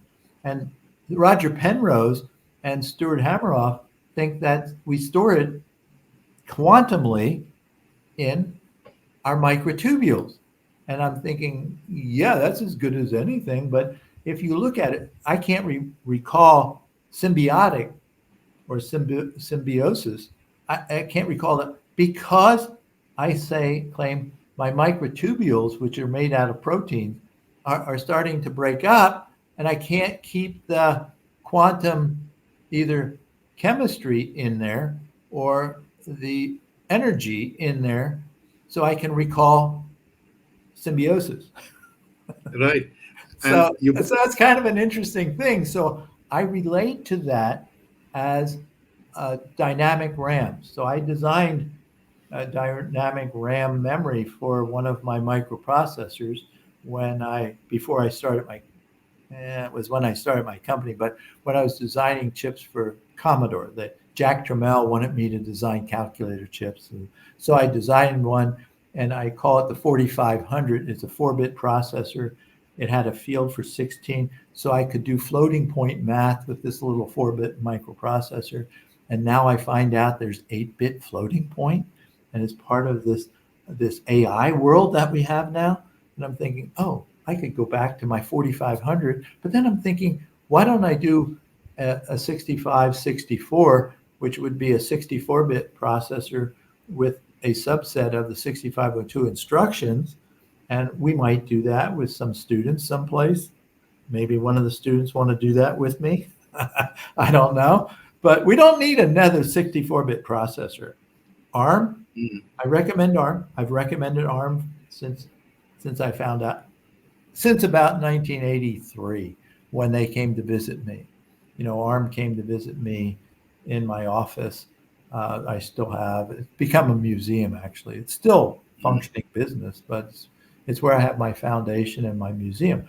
So when you think of this technology as benefiting mankind, then going back to what I think your question was related to, is the machine. We design machines to help us, but look at what's going on, in these hotspots where these people want to kill each other. They don't get along. They don't want to understand each other, and if they do, they want to own the other person, or they own the materials of their country, or whatever's going on there is really disturbing in a big way. So what's interesting about that, the machines that we're designing, you want to see some machines that are amazing? Look at aircraft carriers. Look at aircraft carriers being filled with a whole bunch of robots that are called drones to deliver, I would call it, micro nuclear weapons that can wipe out a whole city at a time with one little drone. This is what humans do. We do this. And this war machine is how we've advanced our technology. And so I guess the Russian economy is booming because of their war. And you go, what? How's that possible? And you go, wow, what's it going to take for us to understand one another in a beneficial way? Ask ChatGPT. It'll tell you. Just ask it. What would you do? It would take the time to understand the other guy and understand how to benefit from the other guy that thinks differently than you, that learns differently than you, that wants to be different than you or me. And I'm saying, if you want to look at an interstellar being, just look in the mirror, because you came from another star system a long time ago, and you were able to put yourself together because of the generations of atomic structures that came before you. And when you know that, I think just find the joy. And that's an emotional part of your embedded intelligence. So when you say, what is in my mental processing system that's so influenced by emotions, and then emotions around mythology is where the power of myth comes in. It's just amazing. And if you Yeah. can't be amazed by your own embedded intelligence, then what do you think? How do you think you're going to be amazed by the mythological character that isn't you, that didn't build you? You built you. I built me, and Adams built Adam. And that's the simple truth. Mm, amazing. And Bill, I think I'm going to have an analogy for your embedded theory that if you like it, I just hope you like it. I'm just thinking about something that can, you use the word myth and you use the word story. So I'm trying to put this together with everything that we've just spoken. We spoke about time, we spoke about memory just now, we spoke about the amount of uh, input everyone has towards a collective. Now, how I would look at this is, let's imagine you're in an empty room and you start at 12 because your watch has just, I think, chimed 11:30 there. But let's say you're from 12 noon in a room, sitting down all alone, till 12 noon the next day, exactly 24 hours. There's nothing happening, and the doorbell rings. I would say that that particular time of the doorbell ringing is when we as humans look at our existence on this planet as Homo sapiens. I'm talking about maybe 250,000 years. That's the amount of time we've been here. Now, we can either look at it as that's all, because we were just a blink and we are gone. That's what one part of people are telling us. But what you're saying is you were in that room for the full 24 hours, Yeah, yeah, right? Because it's not about you today, but all along, whether it was the vigil that you spoke about that started it, but all along, as long as anything has existed, which you call intelligence, you were always part of that. So yeah, all of us have always been part of the story, yeah, and not the other way around, where it's just a blink and we are gone. right. How do Yeah, you like that analogy? yeah. No, that's great. That's what sometimes I say when I'm whatever talking with. So think of the universe, infinite universe, and think of that means that we were all there before what some people like calling the Big Bang. And that's what Bernardo was. And Bernardo is using that because the algorithms and some of the social media might pick up people that a lot of people that believe in the Big Bang. And I'm saying, I don't know if the Big Bang happened or it didn't. But if someone says the Big Bang happened, then because it's an infinite universe, then the next question I would ask is which one? So then if you have an infinite number of Big Bangs, then you could say that's when the quantum energy that was coherent because of its intelligence decided to decohere to become a one or zero, a upspin, downspin, or whatever different characteristics it can decohere in being. So then I would say we were all there. So now let's look at this. Uh, we were static for an infinite amount of time. That means for a long, long time. And so there's different levels of infinity. I learned this at Villanova before I went to the University of Arizona. I took 4 engineering classes, math classes, and for whatever reason, I had a lot of stuff to do with infinity at Villanova, outside of Philadelphia. Anyhow, so what happens here is that if you think about being there static for an infinite amount of time, and you were there, then we would reach out to one another and saying, dude, are you bored yet? We haven't done anything. We're totally static for an infinite amount of time. So then we would collectively go, yeah, uh, I would like things to change. Okay, so how can we create that change? We create the quanta. now we have energy changing state. So I think I have in my first paragraph of the theory is infinite intelligence, energy, space, and time are all infinite. And so if I'd have to go back, I haven't looked at that, but basically the idea is there's an infinite amount of intelligence to create an infinite amount of quanta. Then what are we going to do with the quanta? Now that we have dynamic, now we're no longer bored. These things are changing. So we want to say, what are we going to do next? And I'm saying, well, why don't we build an atomic structure? That's like me being part of a team that we're going to build a microprocessor.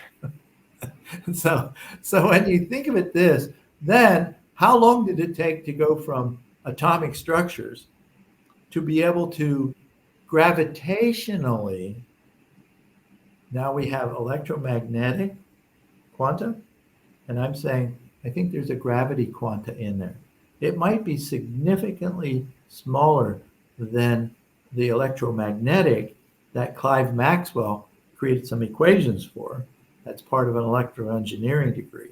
So if you think of it as saying, well, we've got electromagnetic working, but we want to get together. We want to build something with our collective intelligence, atomic structures. But then we call that space dust. But before the first cycle of this becoming a star, then all this quanta got together to form a star. So that's the embedded intelligence of a star. But then what happened after that first star? I don't know that there were planets. I think the planets had to come after the first stars. Somebody can simulate this. I'll bet you some student there can say, oh, I'm going to simulate this. And I think you can. So in other words, you go, how many of these before we get the matter that actually created the planetary ring or whatever it's called, planetary disk, I think it's planetary disk, that formed around our sun. I don't know how that works. There's a lot of astrophysics, chemistry, biology comes out of this eventually, but that all of that had to somehow gather up the little quanta, become atomic structures, then decide to build a star. And then the star got so crowded, it started emitting photons. But if the photon didn't have a gravitational component to it, then I'm saying, I think there's something missing there.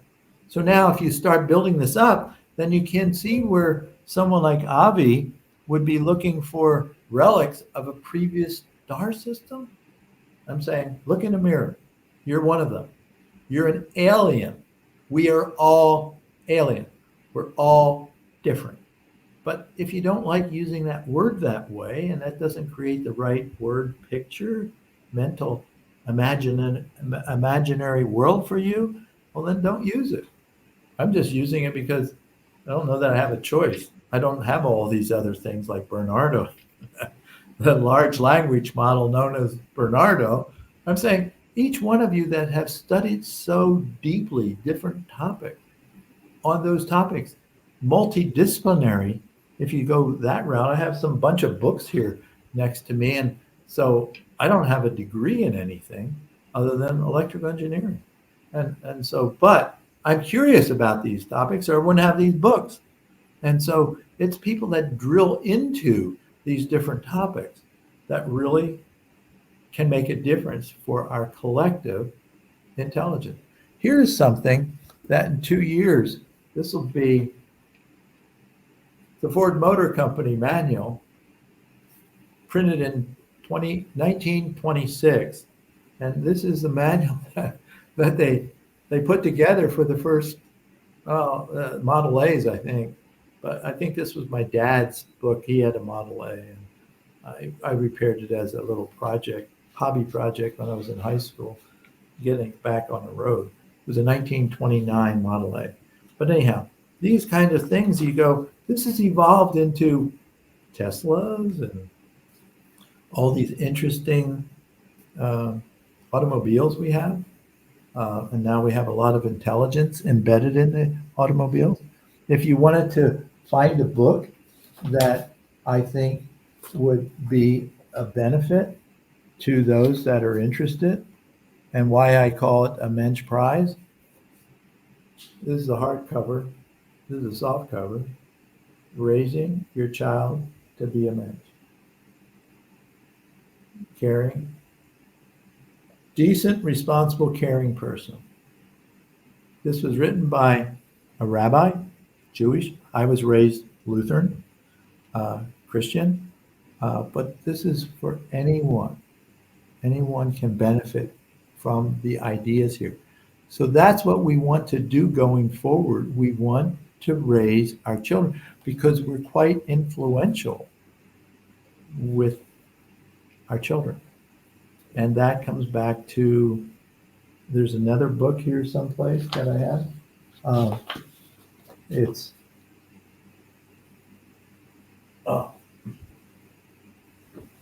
this was the third book I read cover to cover. The first book I read was Pinocchio, a little kid's nursery thing or something. Pinocchio in high school. I wanted to prove that I could read a book from cover to cover. So I grew up being probably the most naive person you've ever met until I was 49. That's when I found this book. It was a used book. This is the very book I found in Tucson, Arizona.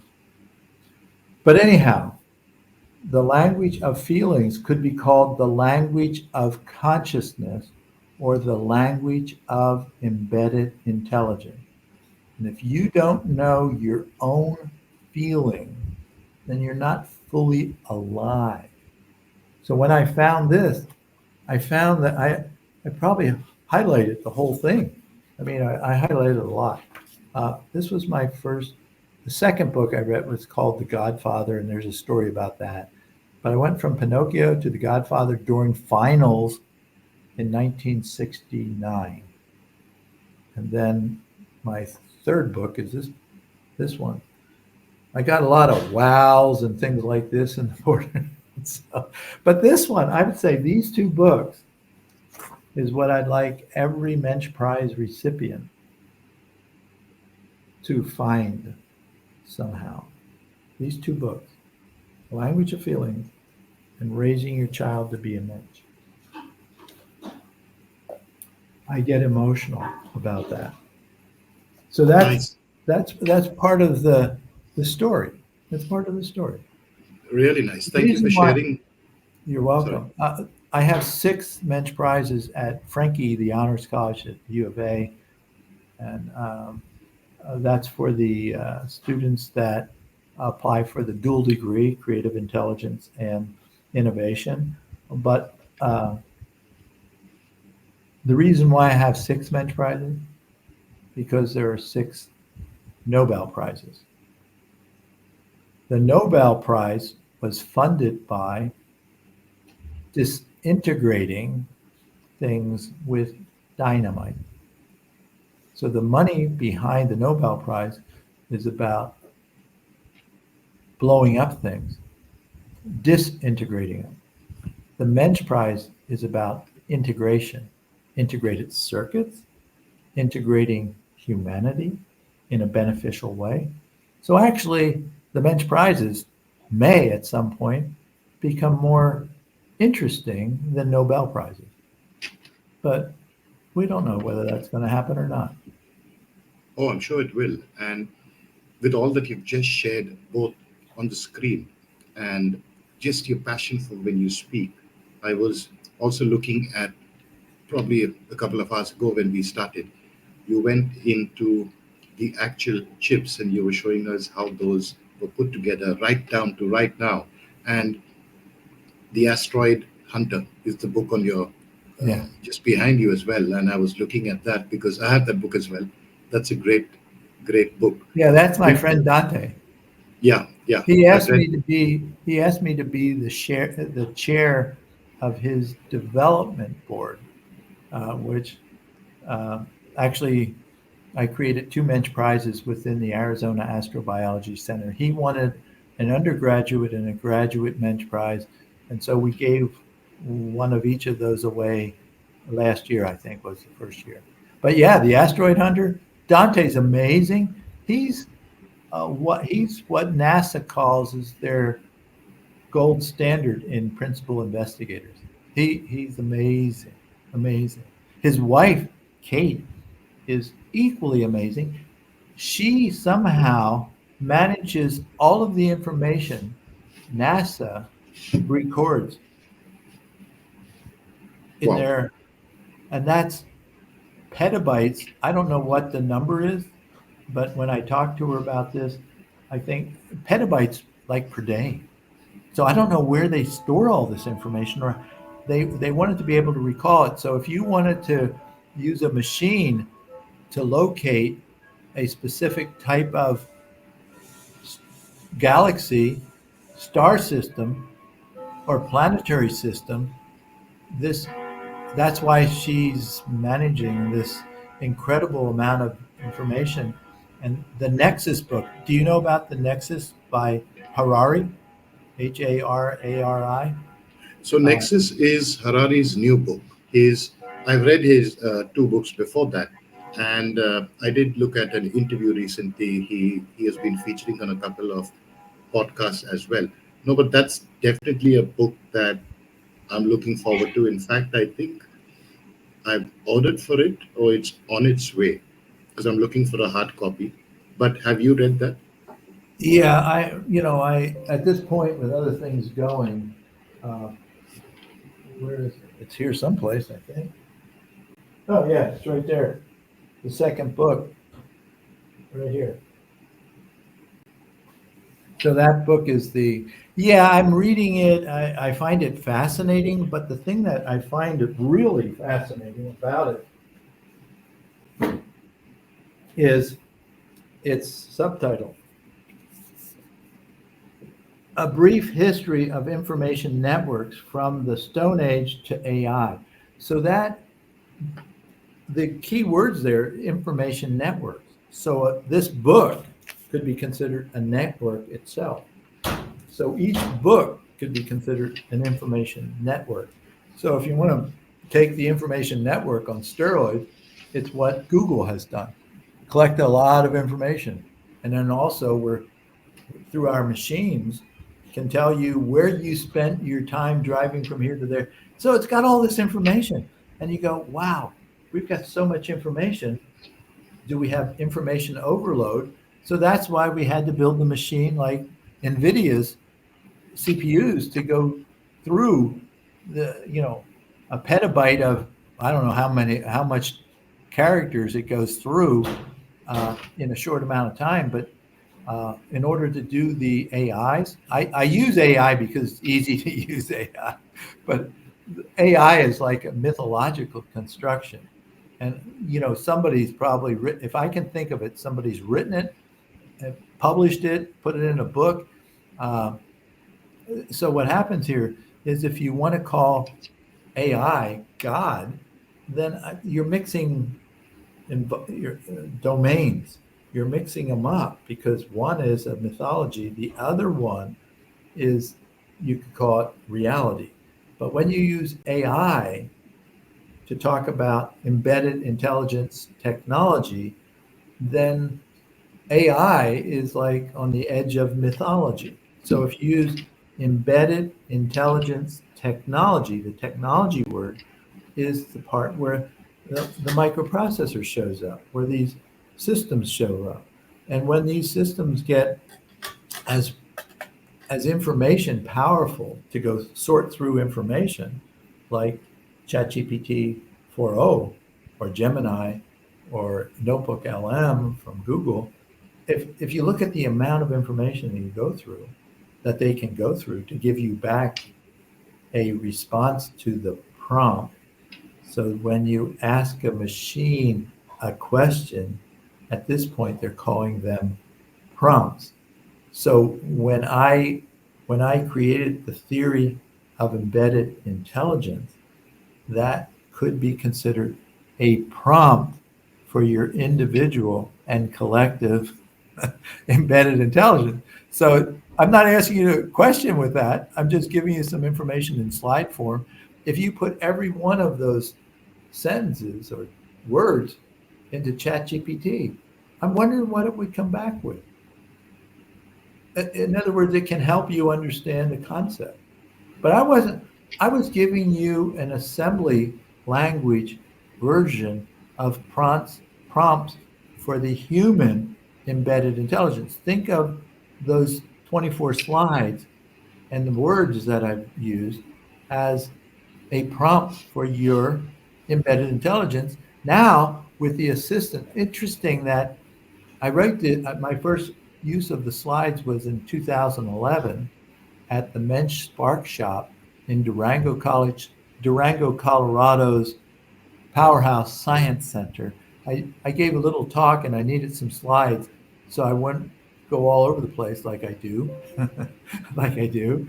The next idea I just have to say. So I'm over here, I'm over there. But what happens, there were the grandparents of these kids that came into there. There was probably maybe a dozen kids maybe, and there were a few grandparents. So I had these slides. And so that's where that started. And so to me, this whole thing about slides for me is if I read them, I would do a lot better than just rambling on. But if you read them, and if you use ChatGPT to say, what's he talking about there? Well, you might come up with some really good ideas. So it's an assembly language type of use of words for the purpose of opening up one's mind to the possibilities. Yeah, I think we've been so lucky, Bill, to spend this time with you and actually have you present those processors to us. And you were talking earlier about Diane as well, and I think I'm going to remember the word synchronicity even more now when we hear Diane, but somehow those two words are going to be Say synchronized. Diane, hello. Could you come here a sec? I think Joaquin wants to see you. Coming off our down. No, it's just here. Okay. Hello. Diane, how are you? I'm And good. I was just telling Bill, every time I hear the word Diane, I'm going to think of synchronicity. Or every time I hear the word synchronicity, I'm going to think of Diane. So we've just Yeah, established that. right. I don't know. You can't remember that word. Yeah, I don't It's know. crazy. It's one of those, it's just the wire isn't My there. microtubules don't keep the information. Oh. But It's nice to meet you. Nice to meet you, Diane. Thank you. I never finished the thing about dynamic RAMs. But dynamic RAMs, you have to refresh them because you store a charge on it to be a 1 or a 0. And periodically you have to read them and then write it back. And see, I tried doing that with this word and it keeps not staying there. Even though I do this and I'm thinking I've recycled, I've just done it like this dynamic RAM circuit. And so I'm refreshing it every time I use it, but it should stay there. Can I just tell you, Bill, I think it's with all of us because I have a similar word, not just one word, but there are a few words that I know I cannot remember. I don't know why it happens. It's interesting, but because this just happened to both of us now. And while I'm talking to you, I'm thinking of that word and I can't get it because so it's to do with landscaping when you look after, you put plants and you build a good road around a particular building. What is it called? I'm actually doing it again because I've forgotten that word. I know that word. It is, I've tried every trick in the book. They say spell it out and spell it out backwards. And I think it's not horticulture. It is also not landscaping. It's another word for landscaping when you design and plan the look around. But forget it. It's not going to come back. I know that. I will figure that out before. But It's with names. It does happen with names. I don't know if it happens with you, but that's interesting Yeah, because when you talk about memory and you spoke about microtubules, I do understand how memory works as far as what currently science is telling us. There are certain theories to that. But equally, when you just spoke about this particular word of synchronicity slipping your mind, now the good thing about memory, the way I see it, is also as humans, the that wasn't the word. Synchronicity isn't the word. It's the word was symbiotic. It's symbiosis. symbiotic. Okay, okay.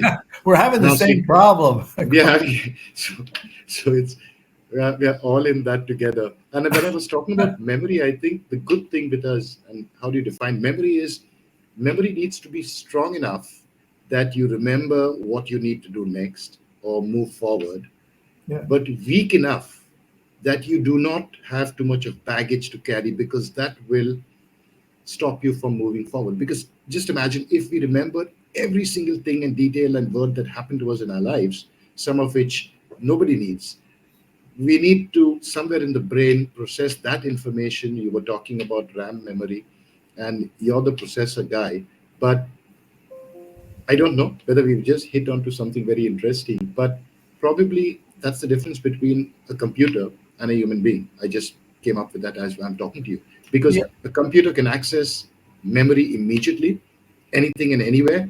However, a human being cannot, at least as of today. Do you agree with that? Yeah. Yeah. And see, when I do this, this is much more intelligent than this. So in other words, this if I said, well, someday maybe because the amount of memory this thing has, I call this a could become a digital twin. Now, if you don't know what a digital twin is, it's high valued equipment.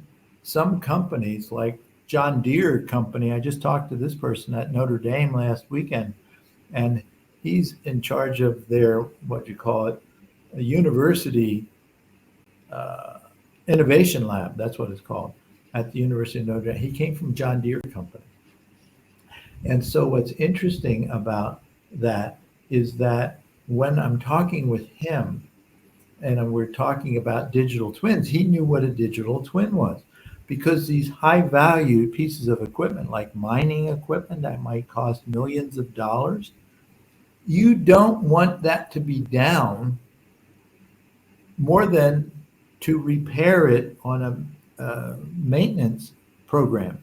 So you want to know every part that can wear has a digital twin.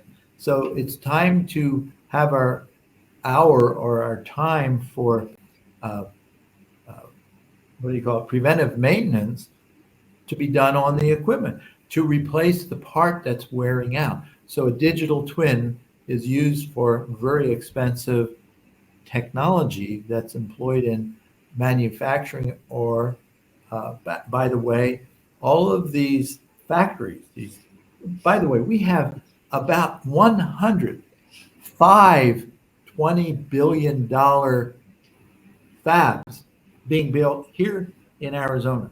Three by TSMC, two by Intel, and there may be some others. That's a lot of manufacturing happening right here in Arizona.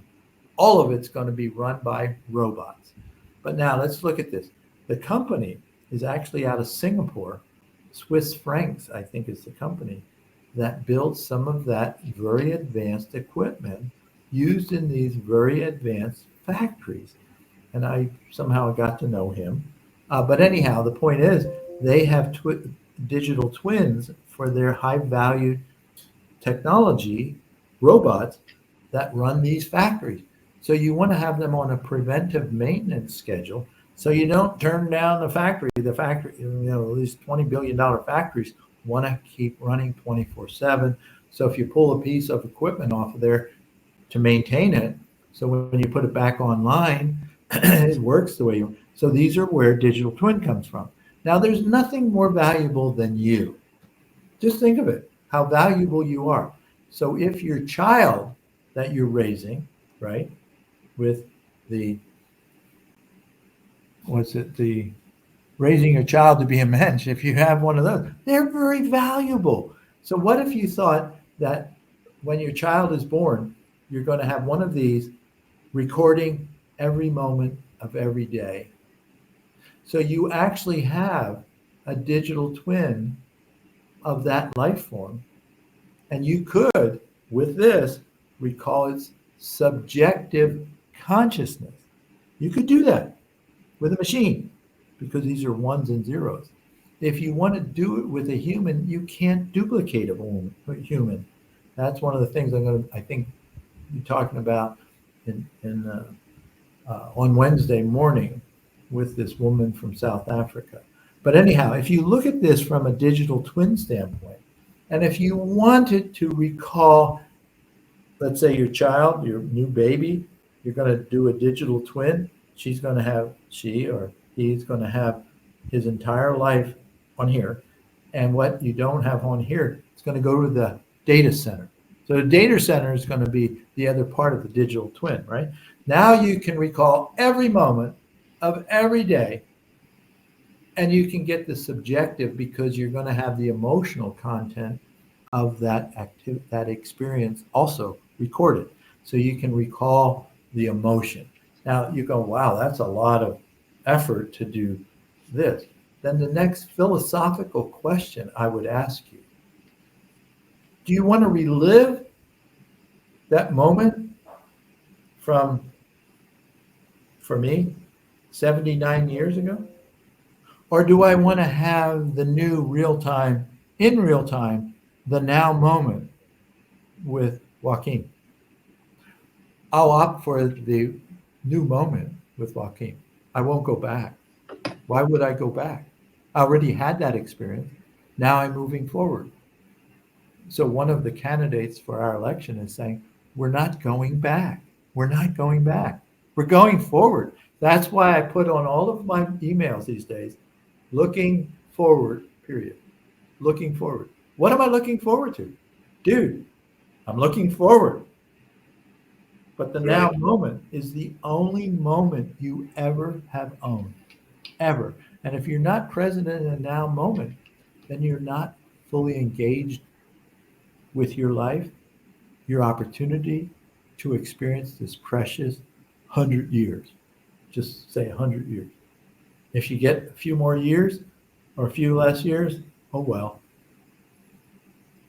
So there you have it. So I'm saying the machine is what we build to help us with creating a life that we want. Right. So that's on the other end of what Ray Kurzweil says when he talks about the singularity and humans merging with the machine to create this life form or memories of life. And I think he called it the singularity, where he predicted by 2030. In fact, he said that by 2030, that was the moment when all of us, if not some of us, or people who have the money to do that, would eventually create a digital life. And that's exactly what you just said. But again, that's still going to be digital. You could have that. It's an album, the way I look at what you've just said. And you can look through an album right now, because the only difference there is there are pictures that are going to move from page to page. You're not ever going to be able to capture the emotion of a moment that you were feeling when you were at that place, whether it's you or whether it's somebody else. A video gives you the next level. However, what is missing is the book you just said. And when you put that book up, it spoke about feelings and emotions, because these are non-tangible aspects of the material world, where we then get into what your philosophers say when it comes to either Immanuel Kant or Carl Jung, who's one of my favorite philosophers. And we started this by saying you were the next in line after Aristotle, uh, Carl Jung, and now there's you. How do you sum this all up for all of us who've been listening? Because what you've already done for all of us, I would want to thank you for what you've brought to all of us with your introductions and hard work in 1974. You've changed the way all of us have lived our lives. And now, when you look back at that, if you had another opportunity, another shot, another go at it, would you do it the same way? Or would you choose to add in a couple of changes, diversions, different routes or roads? Well, first, you're welcome. My pleasure to be here. And the fact that we would exchange these ideas for what looks like about 2 hours and 28 minutes, 29 minutes and 1 second. Um, this exchange is part of our collective intelligence. You know that without the others that were found a benefit in learning about the 6502 and all the ones that came before and after, if it weren't for all of those, we wouldn't be having this conversation. So it's not just me. It's when I found this idea of the theory of embedded intelligence, I was just doing that so that others might find value in that idea. But then if you look at the machines that we're going to create collectively with our collective intelligence that we've already done for the benefit of mankind, then we know that there's the other side of the coin. And that is we can have an option of being destructive. I'm saying, I don't want to be that. I'm not that person. I don't like to be that person. And that I would rather see how we can benefit collectively. And if we have to debate this, that's how we have a diverse viewpoints so that we actually can evolve with that the diversity of our collective embedded intelligence. So with that in mind, then I'm saying without the next generation building on the previous generation, then we would like to be able to do that. If you look at some of the indigenous communities, wonderful humans, but they didn't record what they understood about what they knew. And that's what the technology is that we have today. It's accelerating the ability to understand what we collectively created. And that's the benefit. So I don't know where you want to go with this. I'm happy to come back on this if there's some aspects of our conversation. I would invite anyone that's hearing this. I do respond to my emails. I prefer emails, although some people, I think, Joaquin, you use LinkedIn, and we connect it through LinkedIn. But the one general thing I like is email. And so, but if you go to my info at Western Design Center, I don't know if Joaquin, if you've done that, but some people have, they find, because I don't publicly give my email out, but the info at WDC, you're connecting with David Gray and myself, but that's behind the info. So we respond to people. Now, some people that I'm saying a positive outcome is what we're looking for. And so this is where we're going to be providing courses may be too strong of a word. We're going to be providing information and public custom GPTs to help people find the information they're looking for in combination with that, I'll use it here, artificial intelligence, just because it's easy. That particular technology can sort through a whole lot of information that we humans have gathered, and now machines are starting to create. That's what we're doing with these custom GPTs. So you can build your own custom GPT for you. So it's about you. It's about your digital twin could be your custom GPT. We're building one for our technology, embedded intelligence technology, and we're building one for a combination of the theory of embedded intelligence because it's built from the perspective of embedded intelligence technology. So Andrew Maynard, just as another interesting example. He had his GPT write a, a short story in with uh, the framework of a previous interesting author.